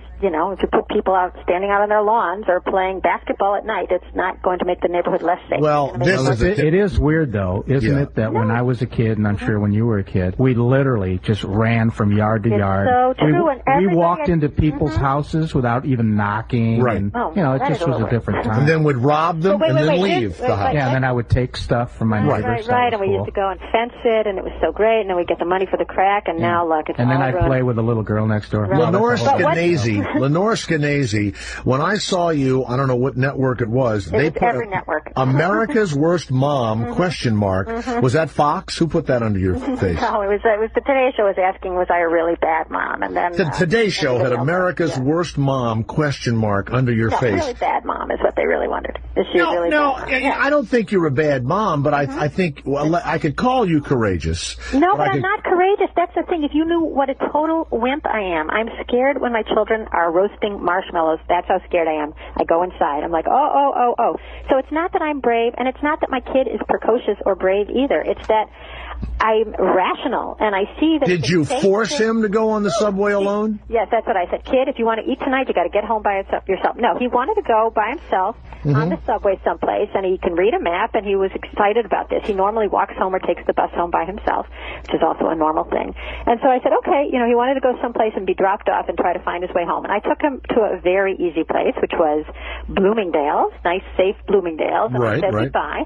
And the subway's right under Bloomingdale's. The subway's right under Bloomingdale's, and he wasn't actually sure which way is uptown or downtown, so he asked a stranger, which I think is usually a good idea, because the chances that the stranger that you happen to ask happen to be somebody who was going to go home, but instead maybe I'll just put this boy in my backpack and go and chop him up, are really, really small. And so he asked a stranger, and he found out which way was downtown, and he took the downtown train, and then he took a bus across town. Why not just be, what is the term? I'd rather be safe than sorry. Why not just it's not safe. I don't think it's unsafe to put him on a subway, and nobody used to think so 30 years ago either. There's something strange about what's changed in our perception of the world. There are people who won't let their children go to the mailbox because one lady wrote me, it only takes 7 seconds for a child to be snatched from your lawn. And that's probably true, and if it happens, it is a horrible thing, but it's not because you did something wrong letting your child go to the mailbox. Kevin of New Hampshire. All day. Excuse me. Hold on a second, Lenore. All day and not snatching, not doing anything. That's a weird life. Do you talk this much in front of your kid? Maybe he just wanted to leave the house. Maybe. Get out of the friggin' house. Kevin of New Hampshire, you're listening to Lenore Skenazy, and she let her son on the subway. But if you lived in New Hampshire, you'd let him play by the busy road, and so one of those nondescript trucks could pick them up, Lenore, and snatch them. You know what? I never would let a kid play by a busy road. I think that's... No, not to get hit, but like that's where the pedophiles stop the truck and snatch. Where do you get the idea that there's pedophiles stopping trucks along roads all along the time? It just seems like that's what you read about. It is what you read about, and that's the problem. You don't read about all the children playing outside. You don't read about kids like my son who take the subway. And because you don't read about it, you think that must be what doesn't happen, and that the snatching is what does happen. Hold on. Kevin of New Hampshire. Hey, Jay.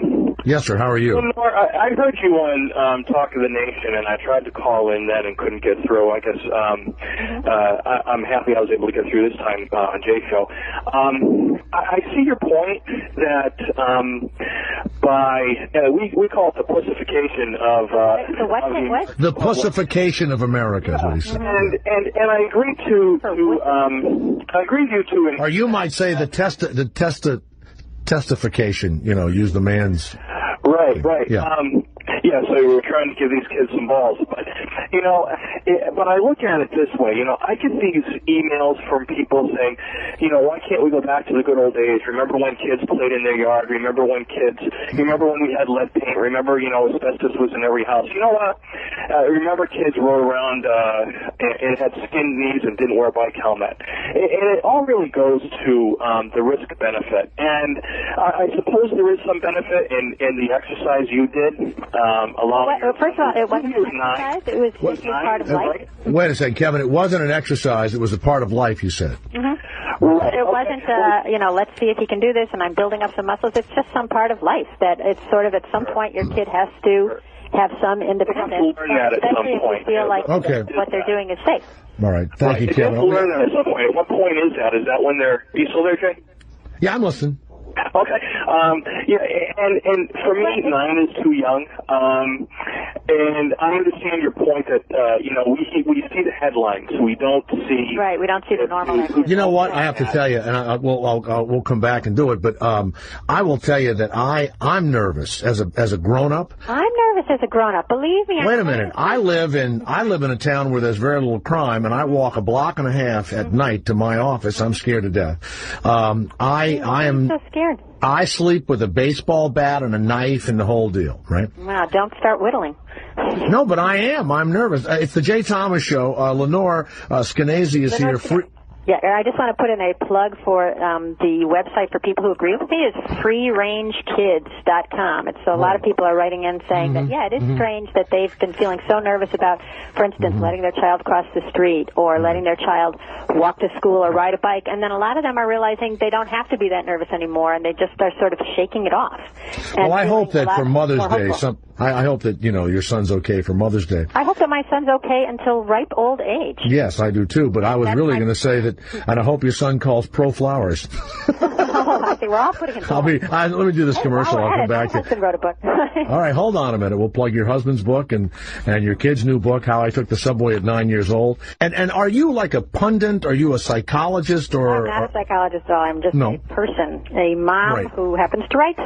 Right. Who started freerangekids.com, but I'll stop. Okay. No. You know what? It's fun. It's great. I just think that Did you check it out? Did you go look at the site? Yeah, I see it all. I have grown kids, and I'm just like my mother. When I hear a siren, I call them on the cell phone and go, "I heard a siren." They go, "What do you mean?" I go, "I heard a siren. Are you okay?" Thought they were probably in it. Don't you think that there's something a little disturbed and disturbing about that? That they have to constantly reassure you every time you hear a siren that they're alive? I mean, it's a You know what pisses me off? My kids too. You know what pisses me off? When they hear a siren, they don't call me. I won't.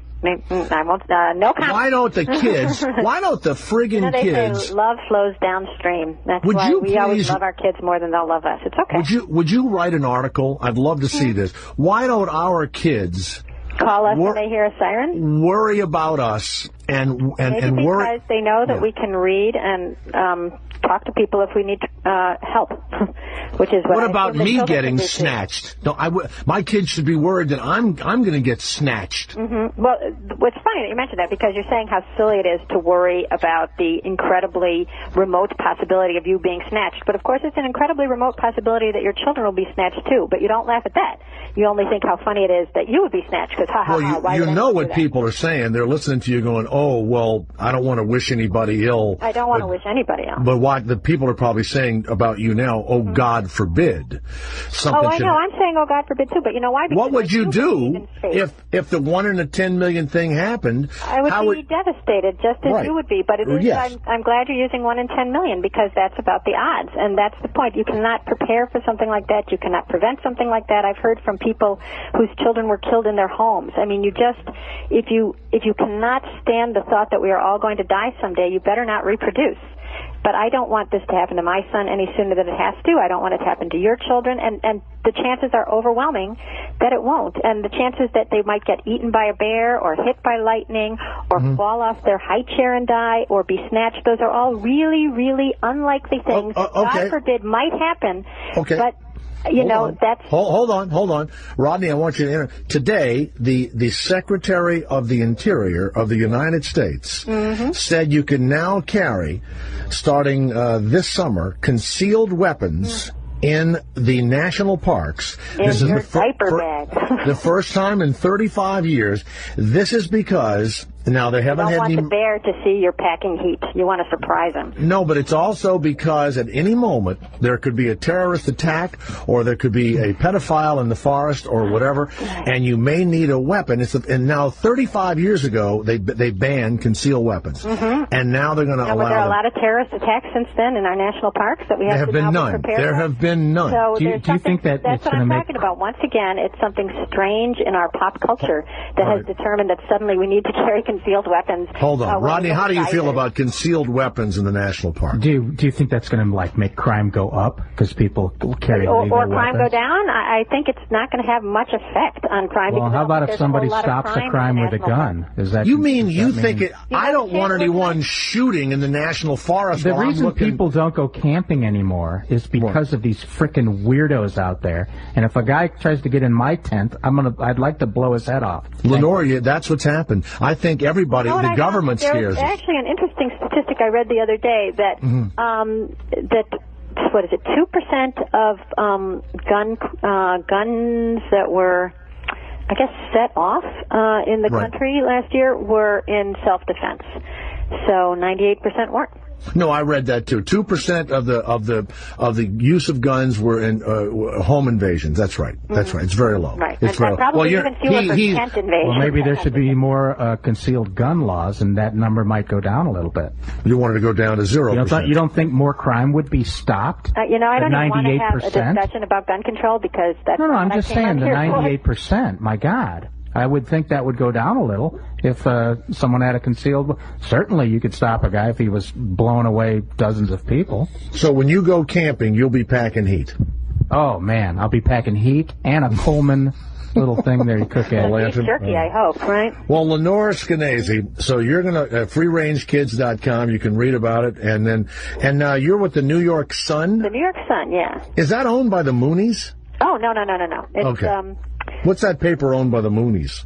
That was, what was it? There's the one in Washington was the Washington Star, I think. Yeah, I thought that, but no, I'm not accusing you of being a Moonie. No, the New York Sun was started about 5 years ago. Its outlook is often very neocon, but that's not my outlook, but that's okay. All right. A lot of the editorial. Well, no, you're a libertarian. Let the kids go out there. That's kind of You know, it's interesting because the young Republicans had me come speak, and then there are people saying that I'm a liberal hippie, and I really don't know what I am except that I trust my kid.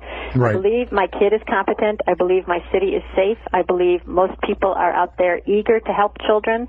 Very few are out there eager to hurt them.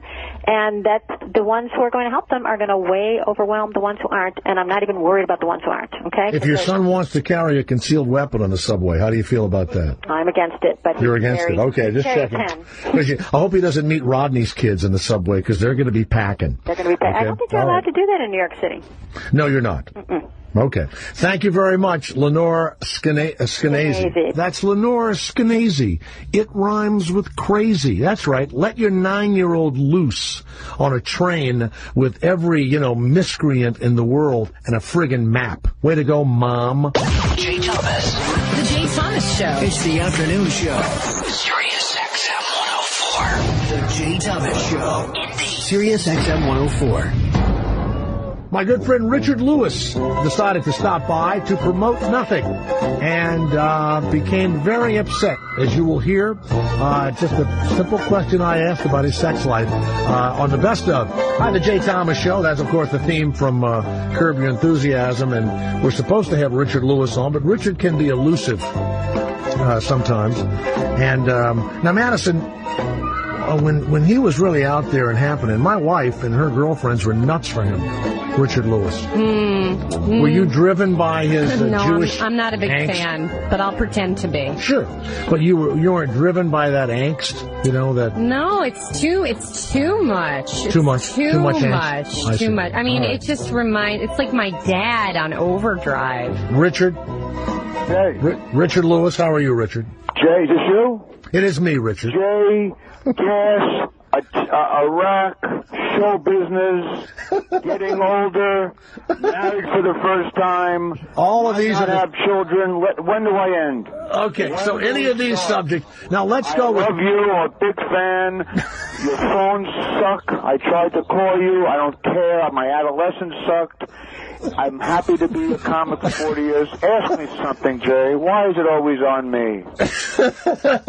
Richard, first of all, we love you on Curb Your Enthusiasm. I just had lunch with Larry David a few days ago. Can you imagine him and Woody in the same room? Did you have them in the same room? No, that's a sexual joke, right? No, I just those two guys. He's having a great time, but Larry's the kind of guy, he's so brilliant that he'll always be like, how's it going? I don't know. Yeah, why are they so miserable? You're miserable too, though, aren't you? No. Yes, you are. Yes, you are. Not when I'm dressed up like a mascot. Not when I dress up like a mascot. You're not? Then I'm happy. You don't know. We're not that close. You don't know some of my dark things. No, I don't. That's exactly right, so you shouldn't tell your fans that. I am not miserable. I'm a recovered drug addict for 14 years and a sex addict and a chocolate addict, but I'm trying, and I fight that on a daily basis, but I found a good woman who must be a lesbian because she married me, but it's still 3 years. No, the sex addict. Are you gay? No, I've been straight for 8 years. Try that in Cleveland. Well, I don't need material. That's hilarious. Now, hold on a second. No, go on. Now, the sex ad. No, wait a minute. I'm going to go to the sex. 29 radio shows and TV shows in 3 days. I'm so far. This is after this. You're going to hear a gunshot, and then you can get a lot of PR. No, you can relax here. You don't have to do anything. I'm in my pajamas. I look like you have this rabbi right now. Do you feel safe with me? We've known each other forever. You should feel safe. Okay. Yeah, you've just been one of the. Just, all of a sudden it's like, I haven't seen Jay do something for a day, and all of a sudden, Jay's starring in. You're one of the few people, and I'm not stroking. I don't need to. One of the few people in the business who started out pretty much the same time I did. You just keep, if something ends, you go right into something else. And it's the one bitter old thing that when I feel like an old man now, when people in their early 20s are like, hey man, if you want to be in the arts, Van Gogh cut his ear off and sold one thing. If Kafka died before his books got published, go in the arts, good luck, or else clean gums. You know what I mean? Right. Well, I'm sort of like it so fast, and they want it now, and getting old sucks, but I think we came from a place where we knew we wanted to learn our craft, and if the time came when we got a shot, we'd be ready. Well, I'm like that staph infection, MRSA. I'm just, there's nothing You have a staph infection? No, I said I'm like that staph infection. That just, nothing I'm not an idiot. Maybe you have a staph infection like Bobby MRSA? No. There is a staph infection called MRSA. Right. And it sounds smarter than me on here. But it spreads from body part to body part once you kill it someplace else. I don't know what brought that up. We're going to get an erection again. Now listen, Richard Lewis promoting the 7th season of Curb. I'm not promoting anything. Larry is not sure if he's coming back. I do have a book, The Other Great Depression, that's out, and I'm touring all over the place. I'll be in Miami next week. But who cares? Well, wait a minute. I want to ask you, Richard. What? Go on. The sex addiction, I remember reading about this a few years back. What exactly is that, and how is that different from a normal guy who wants to get laid all the time? Why am I not considered a sex addict? Well, first of all, if you want to get laid all the time with the same woman, right, that's probably a healthy sex addiction. Right. Meaning that if you just, like I have a friend of mine who has to get laid all the time with one woman. Doesn't cheat on her, but he's in bed like 20 hours a day. And she's into it. So I guess you never read, Catcher in the Rye or Been to Rome, or no, I hadn't had time. Right. So he said, look, I'm just going to screw because I don't care about much else. So he has a sex addiction, but he's monogamous. But sex addicts normally are identified as people, men or women, who have to get laid all the time. If they see somebody, they act out immediately. They say, well, hi, how are you? Boom, they just want to get laid. And is that the kind of sex addict that you were? No, I was a dumb sex addict. I was an affection addict. My shrink once told me years ago that I needed women to fall in love with me. So rather than just get laid and say, got to run, I got a gig in Toledo, I needed the woman to say, can I come to your Seder next year? and I cheated on almost everybody, but, I've lived a much more principled life now, and I love my wife, and, I want to try to go out in these, last how many years I got, decades, I don't know. What are you talking about? You're acting like you're going to be dead soon. 60. My balls are lower than my penis. You get it, it's over. Have you ever come close to dying from any of your addictions? Of course, drugs and alcohol, absolutely. I bottomed out in '94, right? And my friends said, we can't stand around and watch you die, and sent me to a doctor, and I got some help, and I've been sober for almost 14 years. But the other addictions are still there. But once I met my wife, and started dating her, then I started slowly, Now, how old is this woman? Because I'm a guilt-ridden sex addict, and that doesn't work. It's like a oxymoron. If you're a sex addict, the other thing too that bugs me is like if I lived in like Paris or Italy, but it's part of the culture to have affairs. Right. that I would be a rapist if I was, you know, I'd be like Papillon at that point. I couldn't live there. I just couldn't. Because I was once doing a movie in Rome, and one of the crew came in one day with like a 22-year-old beautiful Italian woman, introduced us as his girlfriend. Mm-hmm. Next day, literally, his wife with 4 children. Now, I love women, but this was like, a 22-year-old versus a 40-year-old, was a little plump, looked like she did a lot of cooking. Mm-hmm, mm-hmm. And, could have been a great woman, soulful, but he did it as if everyone accepted it. Like, yeah, that was my wife, and, and that's my girlfriend, and, she's out of town now. But I couldn't, I'm not comfortable that way. I like being monogamous now. Well, Belzer moved to France. Belzer lives in France. Who knows what life he's... He's a good man. Belzer's been married a long time, and, he has a good marriage. I know him a long time. We just toured together. We did Harris. He's great. We have a good time, and he's happy to have one woman. And I am too.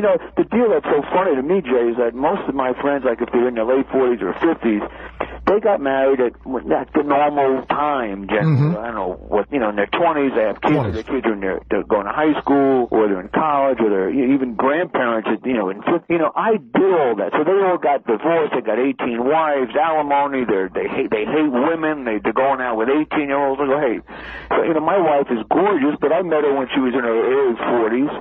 So, now she's in her early 50s, and I don't care. She's beautiful. And she said I love her for other reasons, so that's... Does she have children? We had a 5-year window, but my sperm wasn't swimming fast enough, apparently, to get up there. No, but does she have children by somebody else? No, she had one divorce, and she said, look, if you don't want to have... Actually, she was so cool. When I met her... You don't want to have a fucking kid. Hey, Richard, you don't want to have a fucking kid. No. No, I don't want to have a child. No, now we can't, because she's in her early 50s. When she was like in her middle or early 40s, you might have tried. But I didn't want... I would daydream and say, I don't want to be in my 60s and make believe I give a shit that my kid's making an ashtray when I'm sitting in my pants. Really. Yeah, I have 3 nephews and a niece. They have 10 children. That's 14 kids right there that I sort of getting closer to. I don't need to have children. I work for charities that help children. I don't need that. And I don't want them to have my genes anyway. I'm not going to leave my wife for some 30-year-old woman to have a baby. I'd rather blow my brains out than do that. Well, Richard, are you okay? Can you stay on the phone a minute? Sound like I need a gurney? I tell you something, Jay? You sound like you need an intervention. Yeah, of course I'll stay. Somebody should come in and take me off right in the middle of the interview, By the way, no, you sound great. Yeah, by the way, Richard, when I used to see you, I would bring girlfriends. Usually it was Jewish girls. I would come and we would go to... Go easy. Wait a minute. We would go to the concert, and almost 2 of my girlfriends, including the woman I'm married to now, they found you to be incredibly hot. So women must have... Yeah, they did. Because of all the Jewish angst. Madison here doesn't find the Jewish angst cute. But because I have my own. I don't need it. Yeah, you don't need it. You have enough right. But so, was it mostly Jewish women that fucked you, or was it Gentiles too? I tell you, that's a lovely sentence. Thanks, Jay. That was the most horrific question after 39 years doing radio. Fuck you more, Jews or Chinese women? I slept with anybody. I slept with anybody. And quite frankly, mainly non-Jews, because there was always that little taste of horseradish that I didn't like. Richard Lewis, I want you to pick up my book, The Other Great Depression, because it's a reissue. I did some new writing. It's all about sex, drugs, and rock and roll, and maybe you'll learn something. No, we're going to come back. To that question, I think you're a despicable human being. No, we're going to come back and go page by page through your book. No, I beg you, I can't. Page by fucking page. And do you want to talk about the election? Just ask me anything you want. Okay. Richard Lewis. Politics, I'm fried on it, man. Okay. The 2 DVD box set, Concerts from Hell, the vintage. Just buy my book. Buy the fucking book. The book is, I'm sorry, I made another mistake. And the DVD Naked is good too. It's a documentary, but I don't want to promote anything. Let's just bullshit a little bit. Sure. The other Great Depression is the book. How this is how I'm overcoming on a daily. This is the title. On a daily basis, at least 1 million addictions and dysfunctions, and finding a spiritual, sometimes life. The Jay Thomas Show. Afternoons. Indy. Sirius XM 104. Richard's back. Richard Lewis. Richard Lewis is on the Jay Thomas Show. Madison's here. She'll be on Alt Nation 21 tonight. Go to jthomas.com, jthomasshow.com. Hit the link there that says store. We still have plenty of the Dalai Lama pictures with the T-shirts that in Chinese above it say screw China. We also have the Client 9 T-shirts and Monica's ex-boyfriend's wife for president. All of those are available to you. Plus, you can see the pictures of all of us and all that. And find out links like to richardlewisonline.com will be there.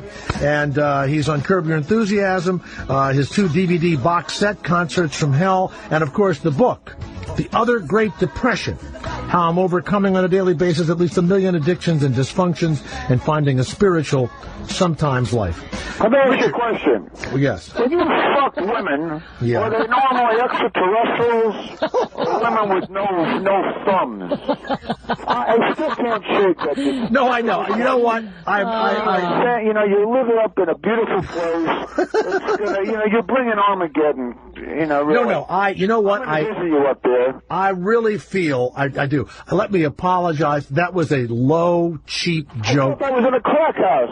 Yes, that was awful. Now let me go to something. You're so funny. And I'm not, look, it's not that I'm just teasing. It's just that it took me by surprise. Yes, horrible. And, it just seemed like I was picked up and I was being interrogated by by some cops downtown, and the light was on me and they were beating the shit out of me. But I just remember my 2 Jewish girlfriends going nuts for you to the point where I would go. I know. You've been late enough. Sure. I know. You want me to start naming actresses? Yes. I'm not Will Chamberlain, but I went out with all. Let's say between 10 and 100,000 women. I got married at 57, so, do the math, All right, now hold on. Do you still come and visit Jonathan Winters in Santa Barbara? I see him as often as I can. He leaves me messages almost every other day. The guy is such a genius, and I recommend anyone who really doesn't know much about this genius to go YouTube and just put Jonathan Winters and just watch him on a couple of Tonight shows, and you'll realize why he's maybe one of the most explosively, to me, the funniest human being I've ever met. And we grew up on him. And he always says to me, "Hey, Richard, did you ever fuck a chick in Belgium who had no tongue?" He never curses. This guy. Now, you know what? You're joking, but I really think I somehow offended you. And let me apologize. You didn't offend me. No, you're so paranoid and about you, the show. No, but you're so mentally ill. I may have opened a door that can't be closed. I don't. You triggered something because my grandparents used to talk to me like that. Eat your fucking gefilte fish, you fuckface. You think it was easy growing up with that? What about me? Wait a minute. Richard, hold on. Take your lunch, you cocksucker. You think it was easy growing up in that environment? You better get to Hebrew school, you motherfucker. Smash your dick off. All right. You triggered it. All right. Can we take a couple of calls from listeners? I don't have time. I literally have a meeting. I'm trying to create my own show. You have a cushy job. I know. So no calls. So I'll tell you what. Because Larry David, I think he told me he's probably going to come back, but he's working with Woody Allen now. If you're working with Woody, you're not thinking about, that's. I did a play for Woody Allen. He directed it. He wrote it. It meant fucking nothing in my career. Nothing. What, Woody? Nothing. People act like, he's kind of over. Be careful. Not over. Are you nuts? You didn't like Match Point, and the new movie's supposed to be great. Didn't put me in it. Oh, Jesus, you are. I can say right now you have no ego. Can I just say that? Richard, go to your... I need to have more time with you. I'm going to have to tell your producer... We'll do it right now. Whose phone numbers I called 90 didn't work, and he should be fired. But tell that... Oh. No, he's good. Right. Let's have it... When I have some more time, we need to have a longer talk, but I'm jammed today. I swear to God. No, Richard Lewis, the time... I really apologize. serious. No, it's almost like spending time with the Pope. Seriously, I know the Pope's busy, you're busy. No, it's not. No, I understand how busy I you love are. having a German Pope. By the way, is Madison your sidekick? Is that the deal? Just a couple of days a week. By the way, she's been on fire comedically tonight. I haven't said anything. Thanks a lot. Don't you get it?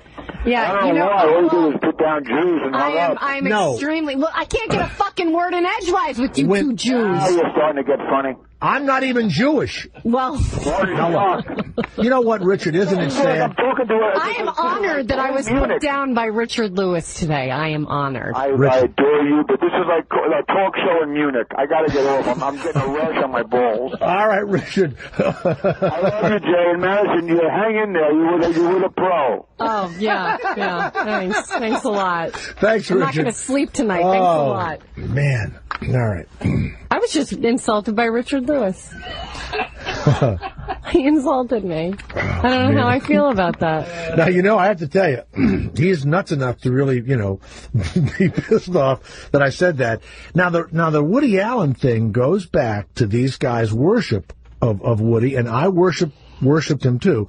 And I did the play, and I loved being with him and stuff. But after you work with somebody and they direct you, you wish they would call you back. You know what I mean?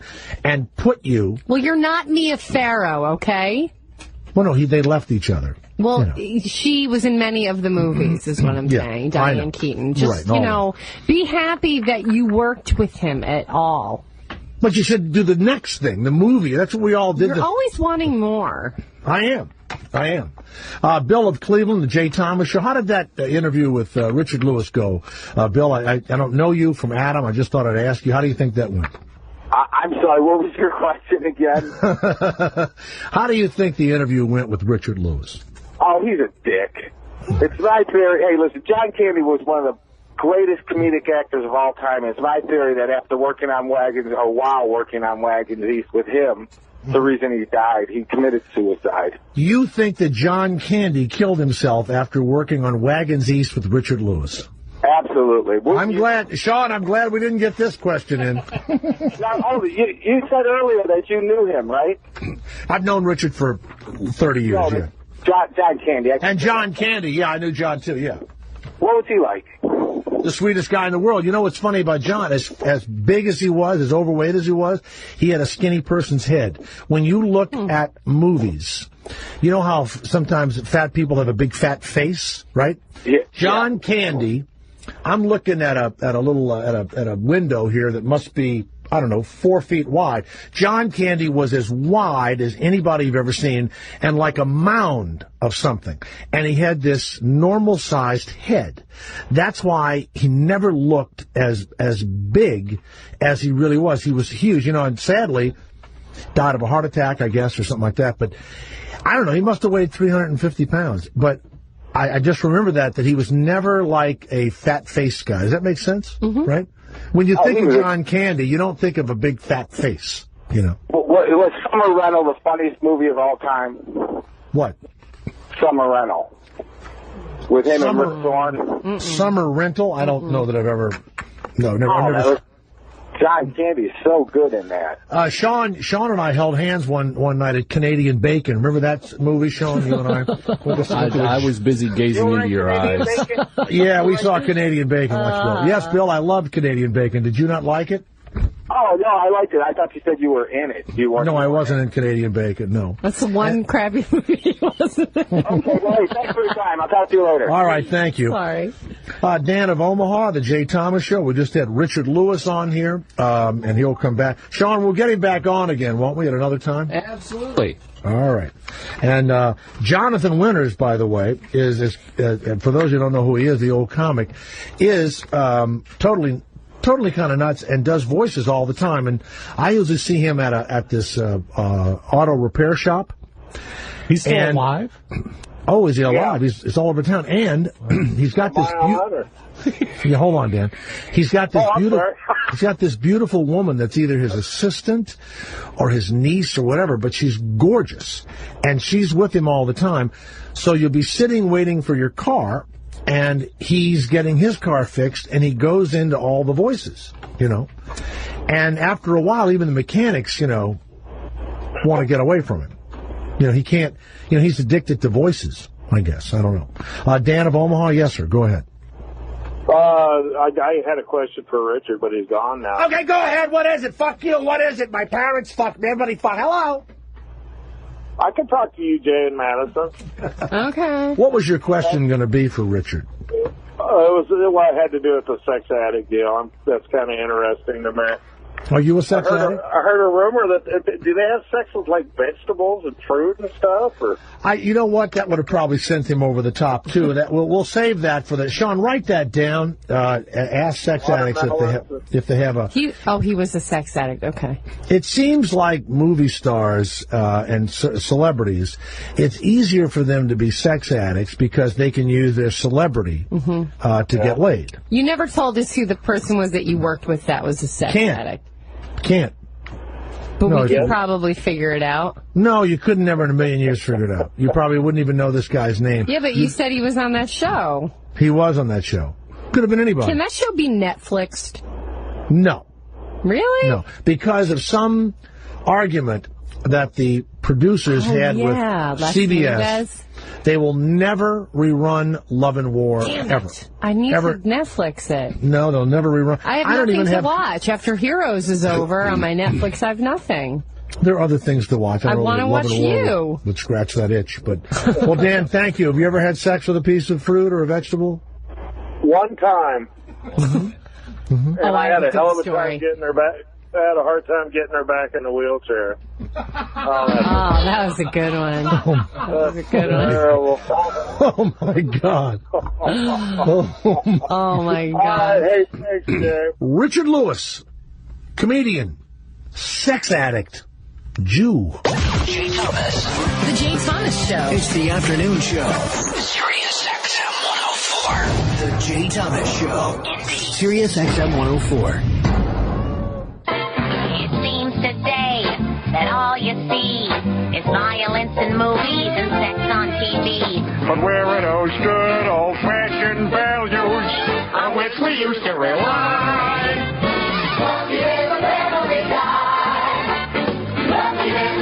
Well, a show that I was introduced to, years ago by my own kids, because we could never, agree on a cartoon. I like to watch, the Bugs Bunny and all that. And then I sat there with him, and I fell absolutely in love with Family Guy. Alex Borstein, welcome to the Jay Thomas Show. How are you? Thank you for having me on the Jay Thomas Show. I'm great. This is so cool. Lois is on the phone, man. This is awesome. Lois, you've got Lois, you've got Alex, and you got Cherry. All I'm missing is my bong, and I'd be right back in my living room right now. How do you pronounce Cherry's last name? How do you pronounce Cherry's last name? Chiva Pravat Damrong. Wow. You're a real person? You're not a character? I am a real person, yeah. The internet may say otherwise, but... Well, we were looking at your name, Chavat. Actually, if you look, it's easy to pronounce once you get a glass of water for yourself and really sit down and take a look at it. Cheva, is that a married name or is that your maiden name? It's my maiden name. It's my parents' name. When they came over from Thailand, they did not bother to shorten anything, so we've just been using this the entire time. What would they have? They could have done. They could have shortened it to so many things. They could have. Yeah, they could have. And we'll have to Chiva when we feel like it. But. Chiva or Dumwrong would have been a good last name. And what it means in English is try and say this, Whitey.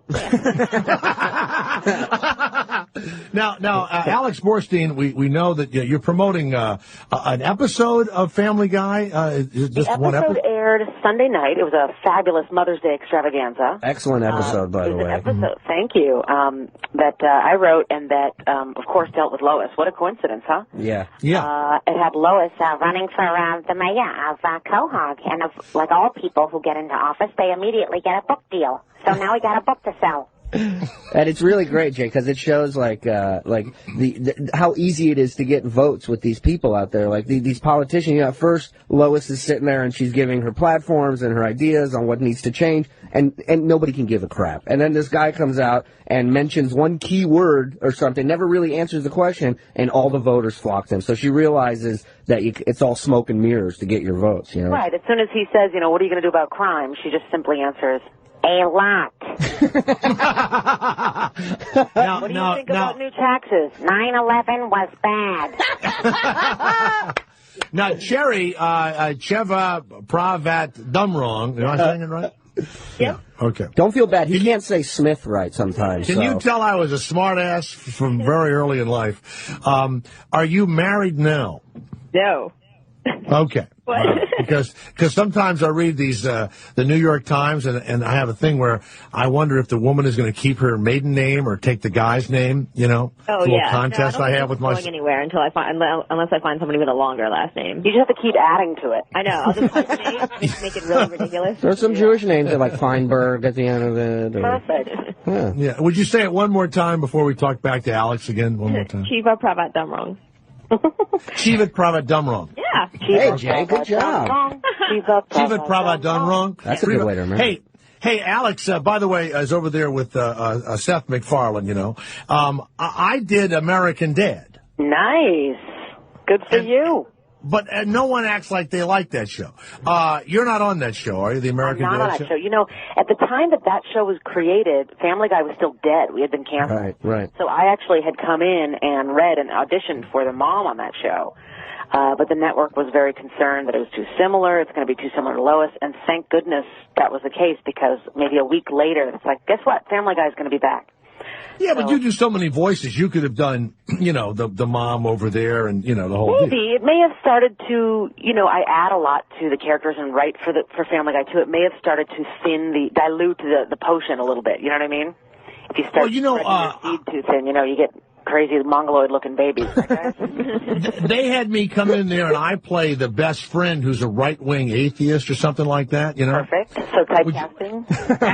After the phone call, just ask around and say, hey, what'd you think of that Jay Thomas in that episode of American Dad? Now, are they picking up? I mean, you guys are back and happening at Family Guy? Oh, yeah, we are very much alive. You know, the shows take 9 months to make. Sherry can attest to from her hours in the writer's room. Yes.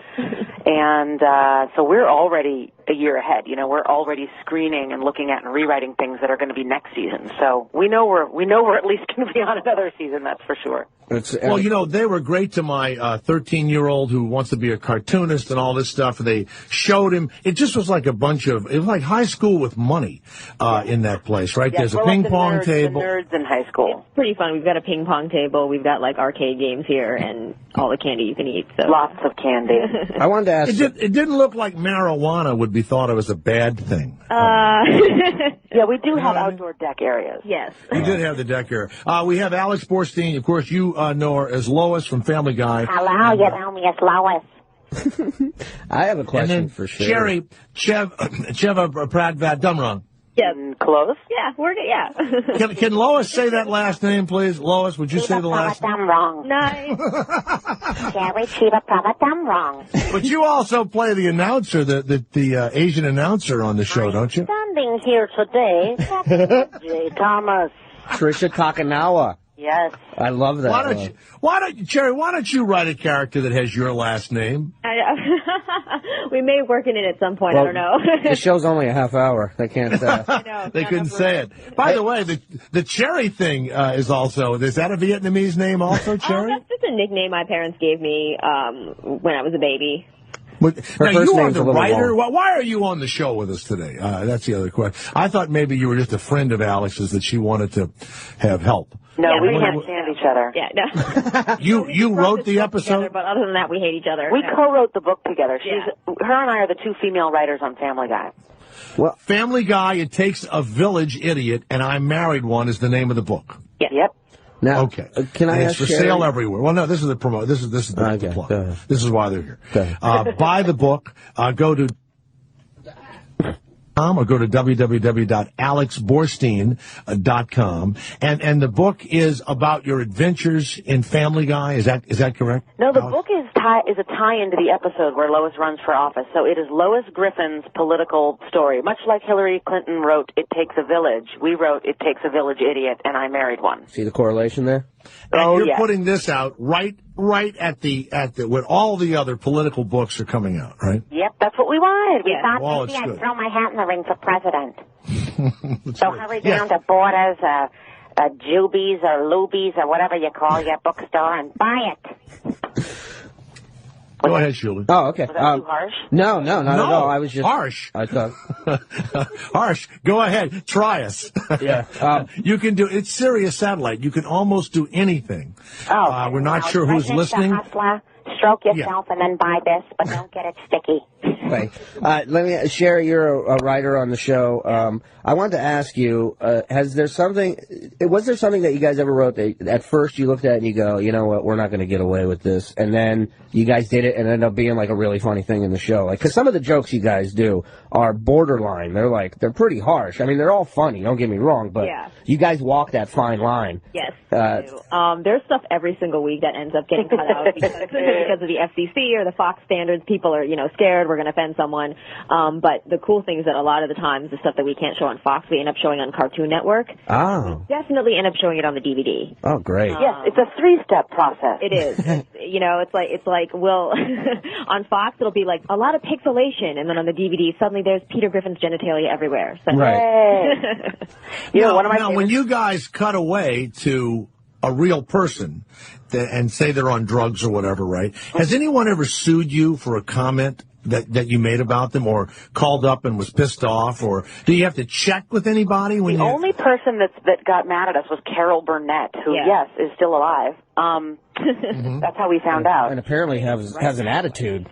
Yeah, she was upset. She was offended that someone mentioned her after 50 years, I guess. What did you say about Carol Burnett?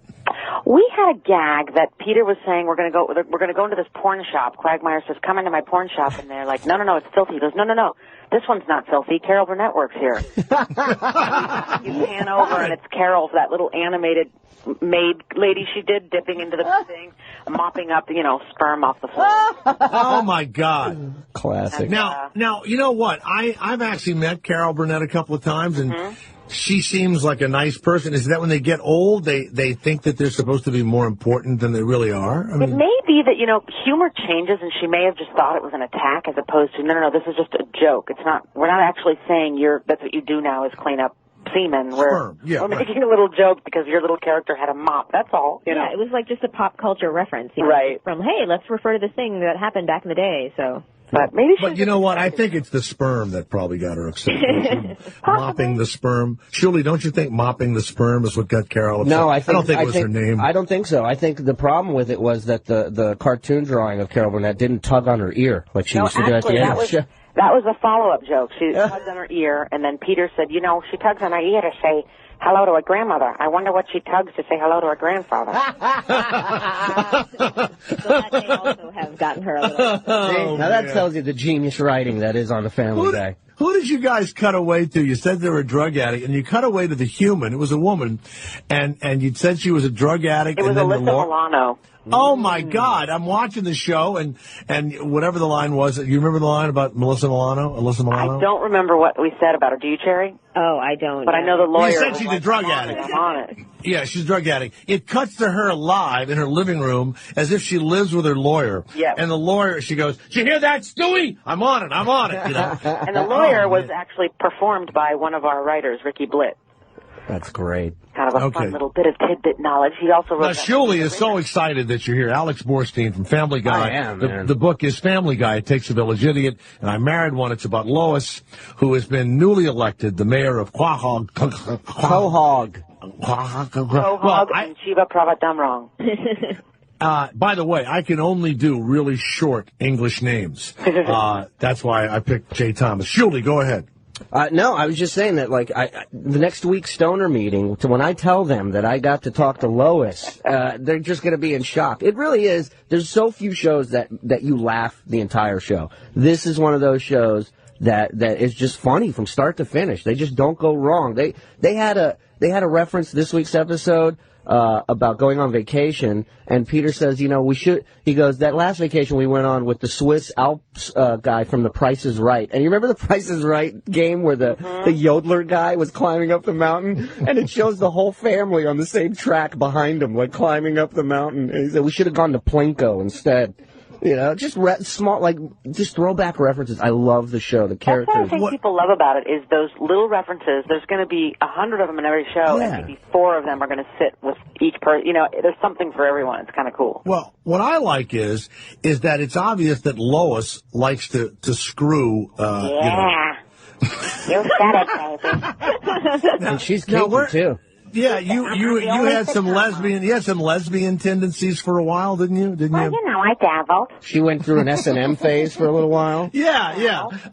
I mean, that is really what makes me laugh. Now the kids, you know, now they're getting stuff. But when I first started watching it, they hadn't the faintest idea what all they knew a dog was talking. And let me ask you this: when the baby is saying all this horrible shit to you, was the original idea behind it that let babies do gibberish?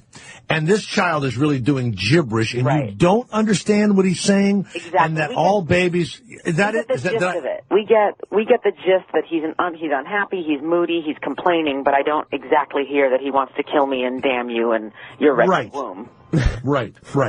Because when the babies are going,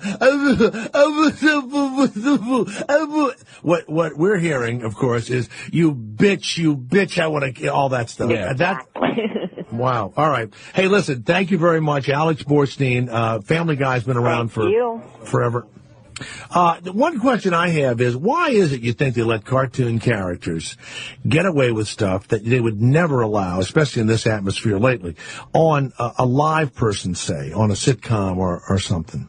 Terry, what do you think? I think just cartoon characters, they're bright, they're colorful, they sort of look kind of harmless already. So I feel like, you know, there's just a lot. Yeah, it's like administering cyanide with a lollipop. Yeah. Yeah. Well, do you not get the same, you know?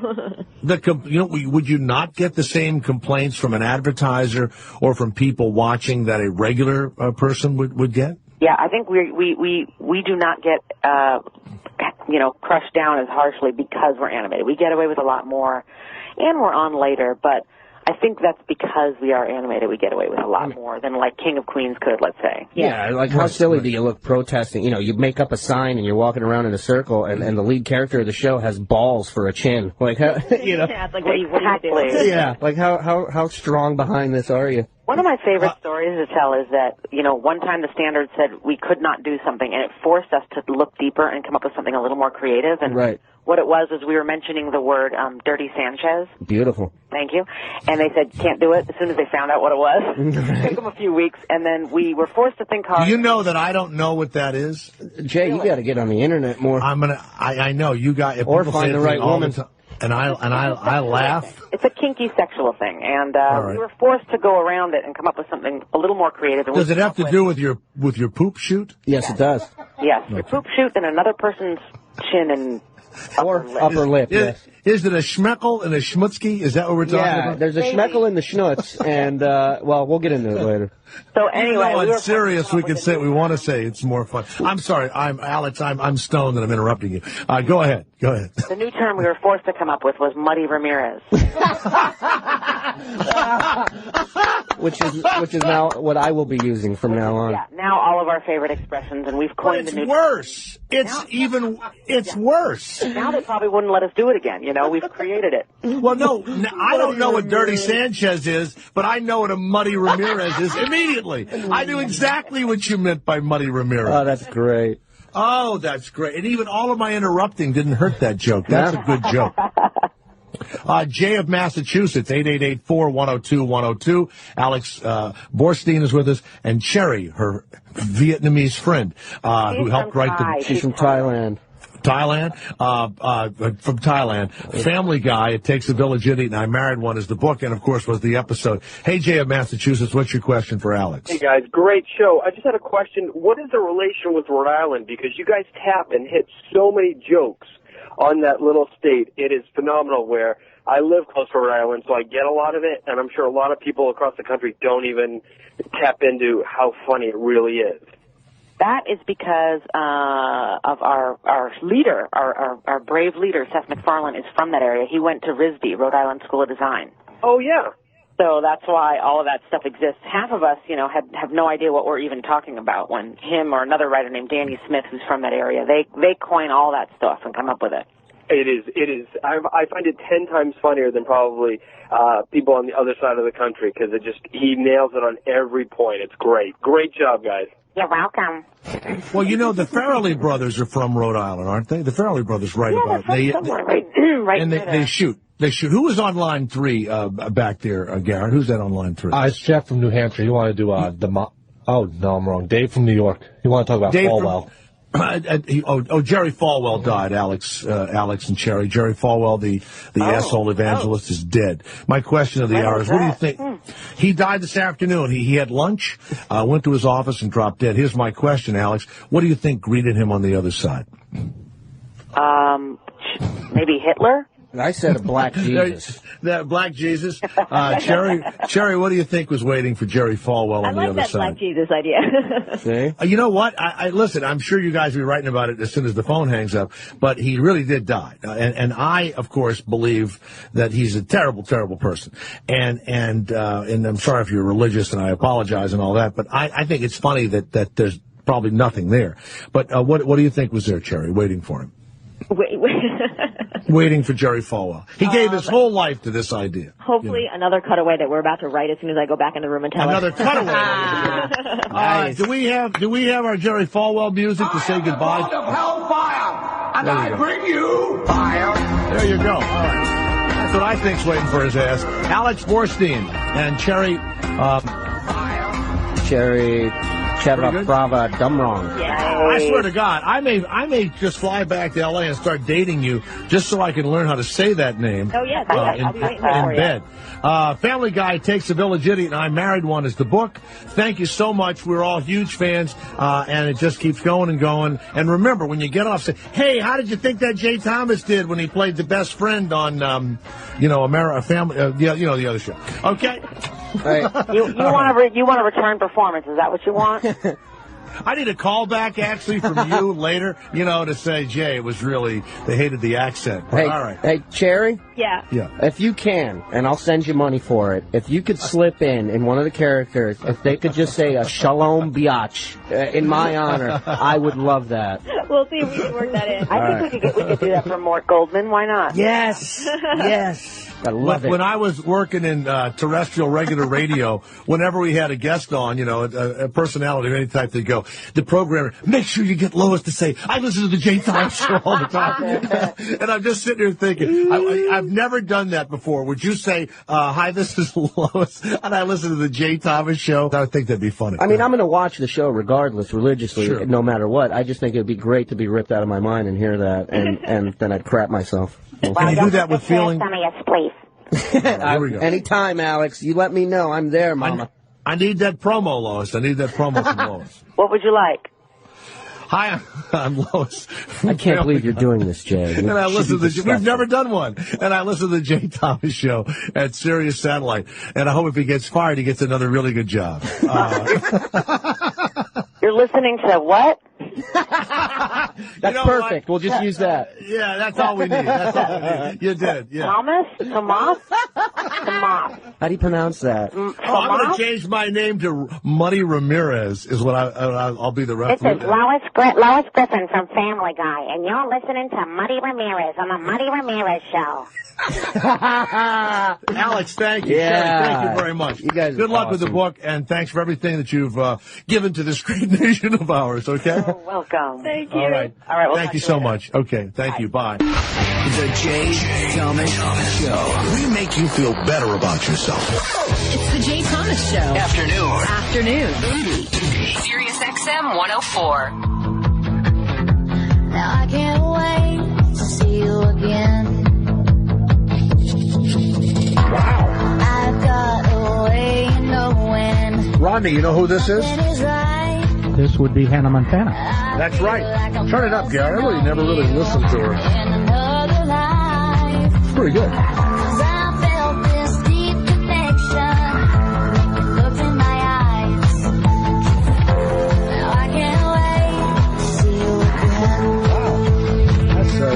Miley Cyrus, a little little girls pretending they're adults. That's right.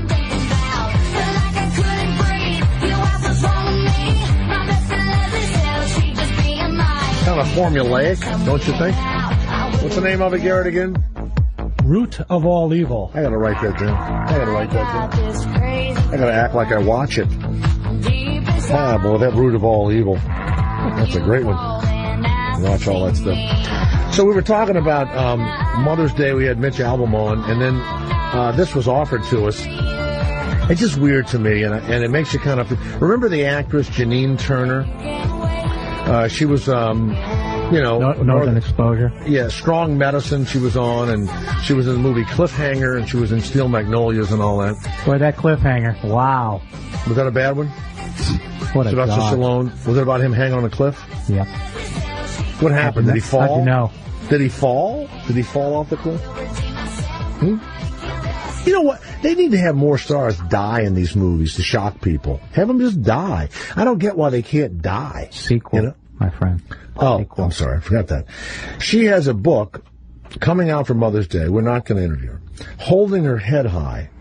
Inspiration from 12 single mothers. Oh, we got to interview her. Come on. Wait a minute. Who championed their children and changed history. And she's talking about women from the Roman Empire, I don't know who those people are, the Middle Ages, all the way to the pioneer days. Stories from women like Rachel Levine Fawcett. Is that the woman that burned her husband in the bed, burning bed? That was Farrah Fawcett. The abandoned single mother of Alexander Hamilton. The guy that was our first, treasurer and was gunned down. $10 bill. That's right. And I always thought his mother was like a prostitute from the Bahamas. Abigail Adams, who was considered a widow because her husband was gone so much. She was sleeping with Paul Giamatti, for Christ's sake. She was in the... I mean, what? And, yeah. And Harriet Jacobs, an unwed mother of slavery. An unwed mother of slavery, who wrote a book, Belva Lockwood. No.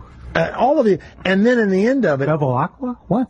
Belva Lockwood. Belva. She says that I like that name, Belva. She's a single mom. This Janine Turner. And she's putting herself in the same, category. She's putting her up there with all those great women. How do you sit down at your computer and have the guts to write this kind of a book, knowing that everyone's thinking, she needs a few grand in the pot or something like that? I mean, is that what you're thinking? That I mean, not that anybody can't write a book, but don't you think it elevates you to some? It would be like me writing a book about great broadcasters. Edward R. Murrow or Johnny Carson or whatever, and then putting myself in that category. You know what I mean? I would never have that conceit to do that. That's what drives me nuts. But so, Sean, we're not going to have her on, are we? Oh, come on. What are we going to talk to her about? Just like the Carolyn Kennedy thing. Be great. By the way, Carolyn Kennedy has been voted the one people would most like to die of boredom reading her own children's book today. It's the Jay Thomas Show, Rex of Pittsburgh. Thanks for calling, 888-4-102-102. Coming up, cool moms. I've collected some great stories about moms doing cool things because that Mother's Day holiday is coming. Yes, Rex of Pittsburgh, go ahead. Hey, Jay, how you doing? Good, thank you. Hey, I thought of what your mom might say about Miley Cyrus. What might she say? Now we're talking. Oh, my God, John, that poor little girl, that Miley Cyrus. Why, last week she was just Hannah Montana. Now she's being exploited by that washed-up country music singer and her dad. And now she's bearing herself all over the media and the internet like that. Oh, my God, it's disgraceful. Oh, my God, John. I think, Rex, you're enjoying this voice a little bit too much. Wait, Rex, are you wearing oven mitts by now? and a brassiere on your head after you've had 100 strokes? Just an apron. All right, there's Rex. But he committed. you flow into that voice very easily. Have you ever worn a woman's clothing and danced around the house in a gal's clothing? Not for a couple of years. Not a couple of years, okay. But the way you flew, you really were flying along there. It was great. Thank you, Rex, very much. John of Texas, thank you. The Jay Thomas Show. Rodney Lee Conover put this out earlier. What would Jay's mom say about Miley Cyrus posing? It's a stupid thing because she's not naked. Her friggin' shoulder is showing, and she's got eye makeup on, and they're acting like she's a vamp. John of Texas, yes, go ahead. Oh, my God. Obama's bringing the car into Nashville. What? Obama's bringing the what? What did he say? Obama's bringing the what into Nashville? What? Is it improper? I missed it. Is it bad? Rodney, what did he say? I have no idea. Come on. Did you hear it, Garrett? I didn't hear anything. Okay. Moving on. Okay. Is there anybody else? What would you? Yeah, Brian of California. There we go. Sure. Brian, my my man. Yeah, sure. Go ahead, Brian of California. Go ahead. Hi there, guys. Oh my God, John! Start it out. You're going to do my mother's voice now, Brian? Yes. Go for it. Oh my God, John! When's that poor thing gonna give birth? Okay. When's that poor thing going to give birth? I don't know what that means. The other guy said something horrible. Now, this is a funny bit. Any more? Oh, no, not yet. Yeah, Richard of Alabama. One of my favorite guys in the whole world, Richard of Alabama. He's big, he's black, he's slapped. For some reason, that saying never caught on, did it, Richard? Welcome to the Jay Thomas Show. How are you, Richard? Hey, what's going on, Jay? How you doing there, Rodney? Hey, man.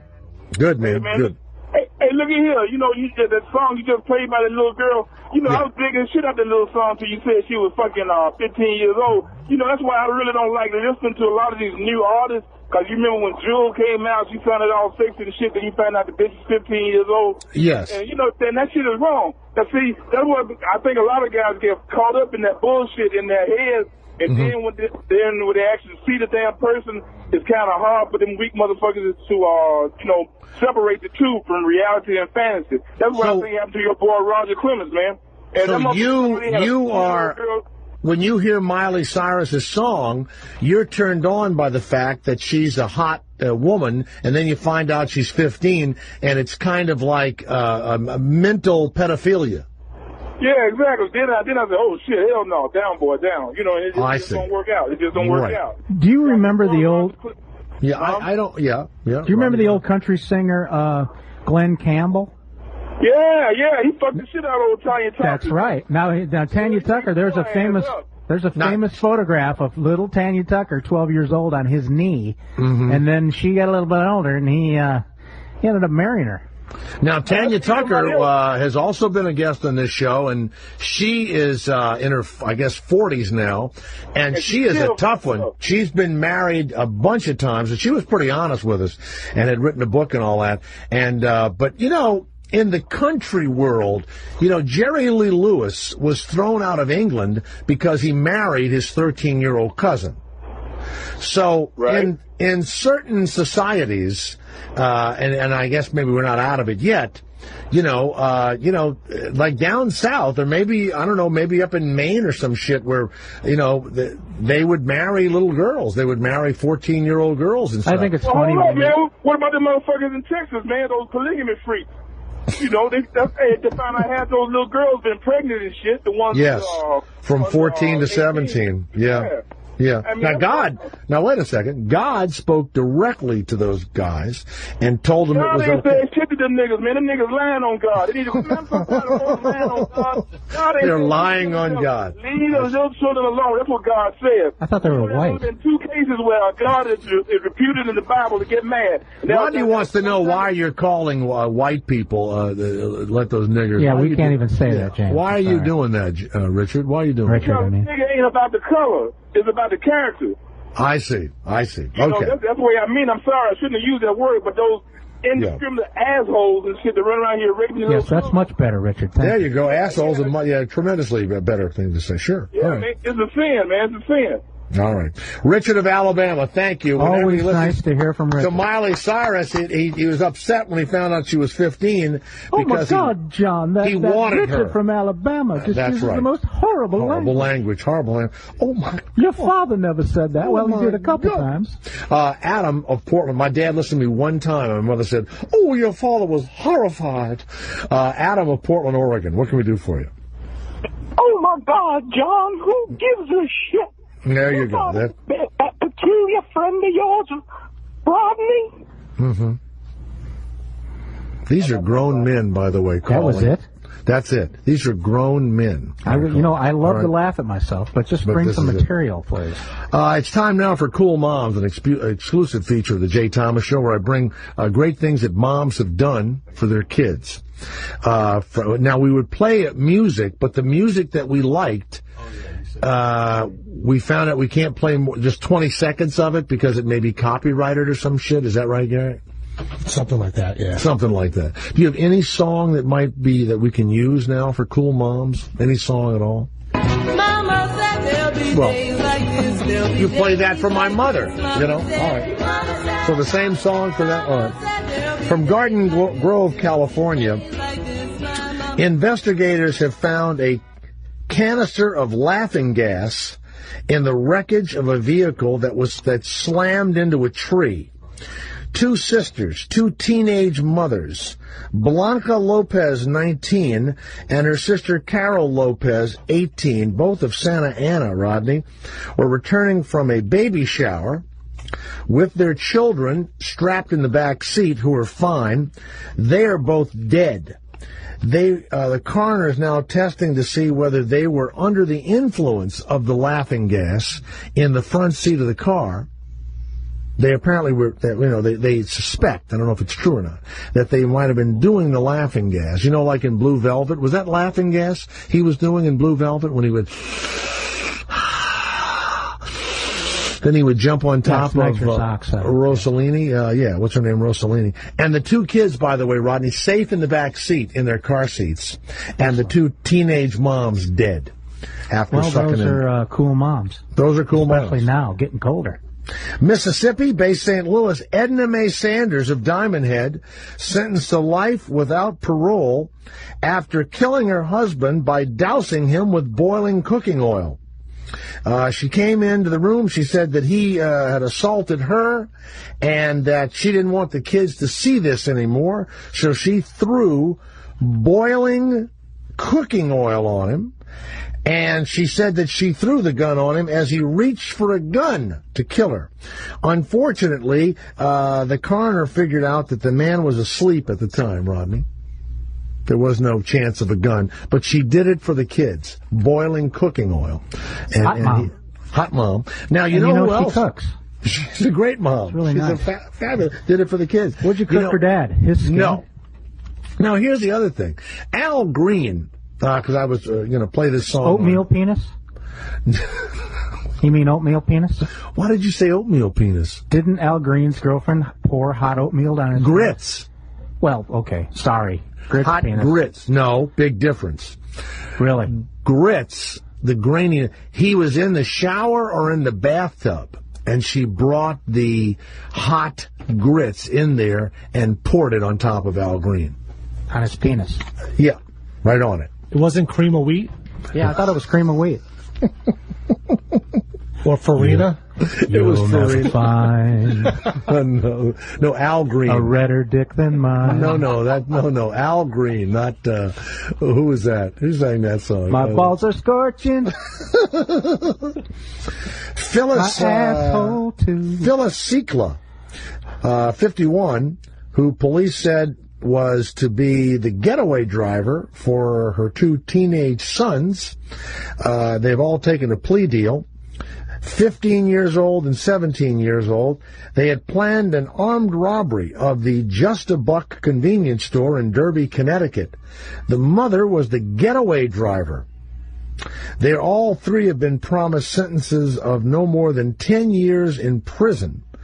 but they will now only have to serve 3 years because she was a really cool mom, and she was the getaway driver of her teenage sons as they robbed the Just-A-Buck. You've been listening to Cool Moms. Hit the music there, Garrett Andritz. An exclusive feature of the Jay Thomas Show. Thank you very much. Before we go to Lewis Black in just a few minutes, I promised the Rodney Lee Conover $150 joke of the day. Rodney, are you ready for the $150? This is what a comedian would pay for this joke. Where's the $150 come from? Well, that would be if I worked on a different show than this. That you'd get this kind of money for the joke. So this, Is that what you were referring to? I didn't know how to announce it. What the $150 meant. It's just $150. It's a big deal. It'd be like if it was a big show. Not really. It would be the 15. Not a big show. No. Would it be the 1,500? Big show would be way more than $150. I know, but would you still use the joke if you were paid 15? Could it be the $1,500? This could be the $4 joke, depending on the show I'm on. Okay, but on this show, it's the $150 joke. In other of the words, day. it's the joke I don't send you. Right. It's a private joke that you're going to... Yeah. Garrett, do you have the sound effect there for us and everything else? There you go. Well, Jay, remember when you couldn't get your website, jthomas.com, because some idiot had it? Yes, that's right. It was a Greek porno guy. Same things happened to Jerry Seinfeld. He's had to go to court to get the domain name jerryseinfeld.com. Right. Yeah, and it's going to go into arbitration, the whole thing. So he's not webmaster of his own domain. All right, you don't like that one? That's the $150 joke of the day? That was actually the $40. I'm working up to the $150. So it's like a quiz show. Hillary Clinton says she wants Barack Obama to debate. You see that? Yes, I saw that. Without a moderator, like Lincoln Douglas style. Oh, yes, I remember. Whatever happens, Obama had better hope that Lincoln wins. There you go, ladies and gentlemen. That's the $150 And joke. finally, this is a story I know you're anxious to get to. David Blaine was on the Oprah Winfrey Show. Can't stand him, yes. On the Oprah Winfrey Show, he set a record for breath holding. He lasted 17 minutes and 4 seconds. Of course, that was easy after Oprah let one. And that, my friends, is the $150 joke. There it is. That's the $150 joke of the day. He was able to hold his breath because Oprah had let one loose. That's a great one. I didn't know where you were going. I was worried. I have to tell you. My goodness, that's not what I expected. I don't know about you.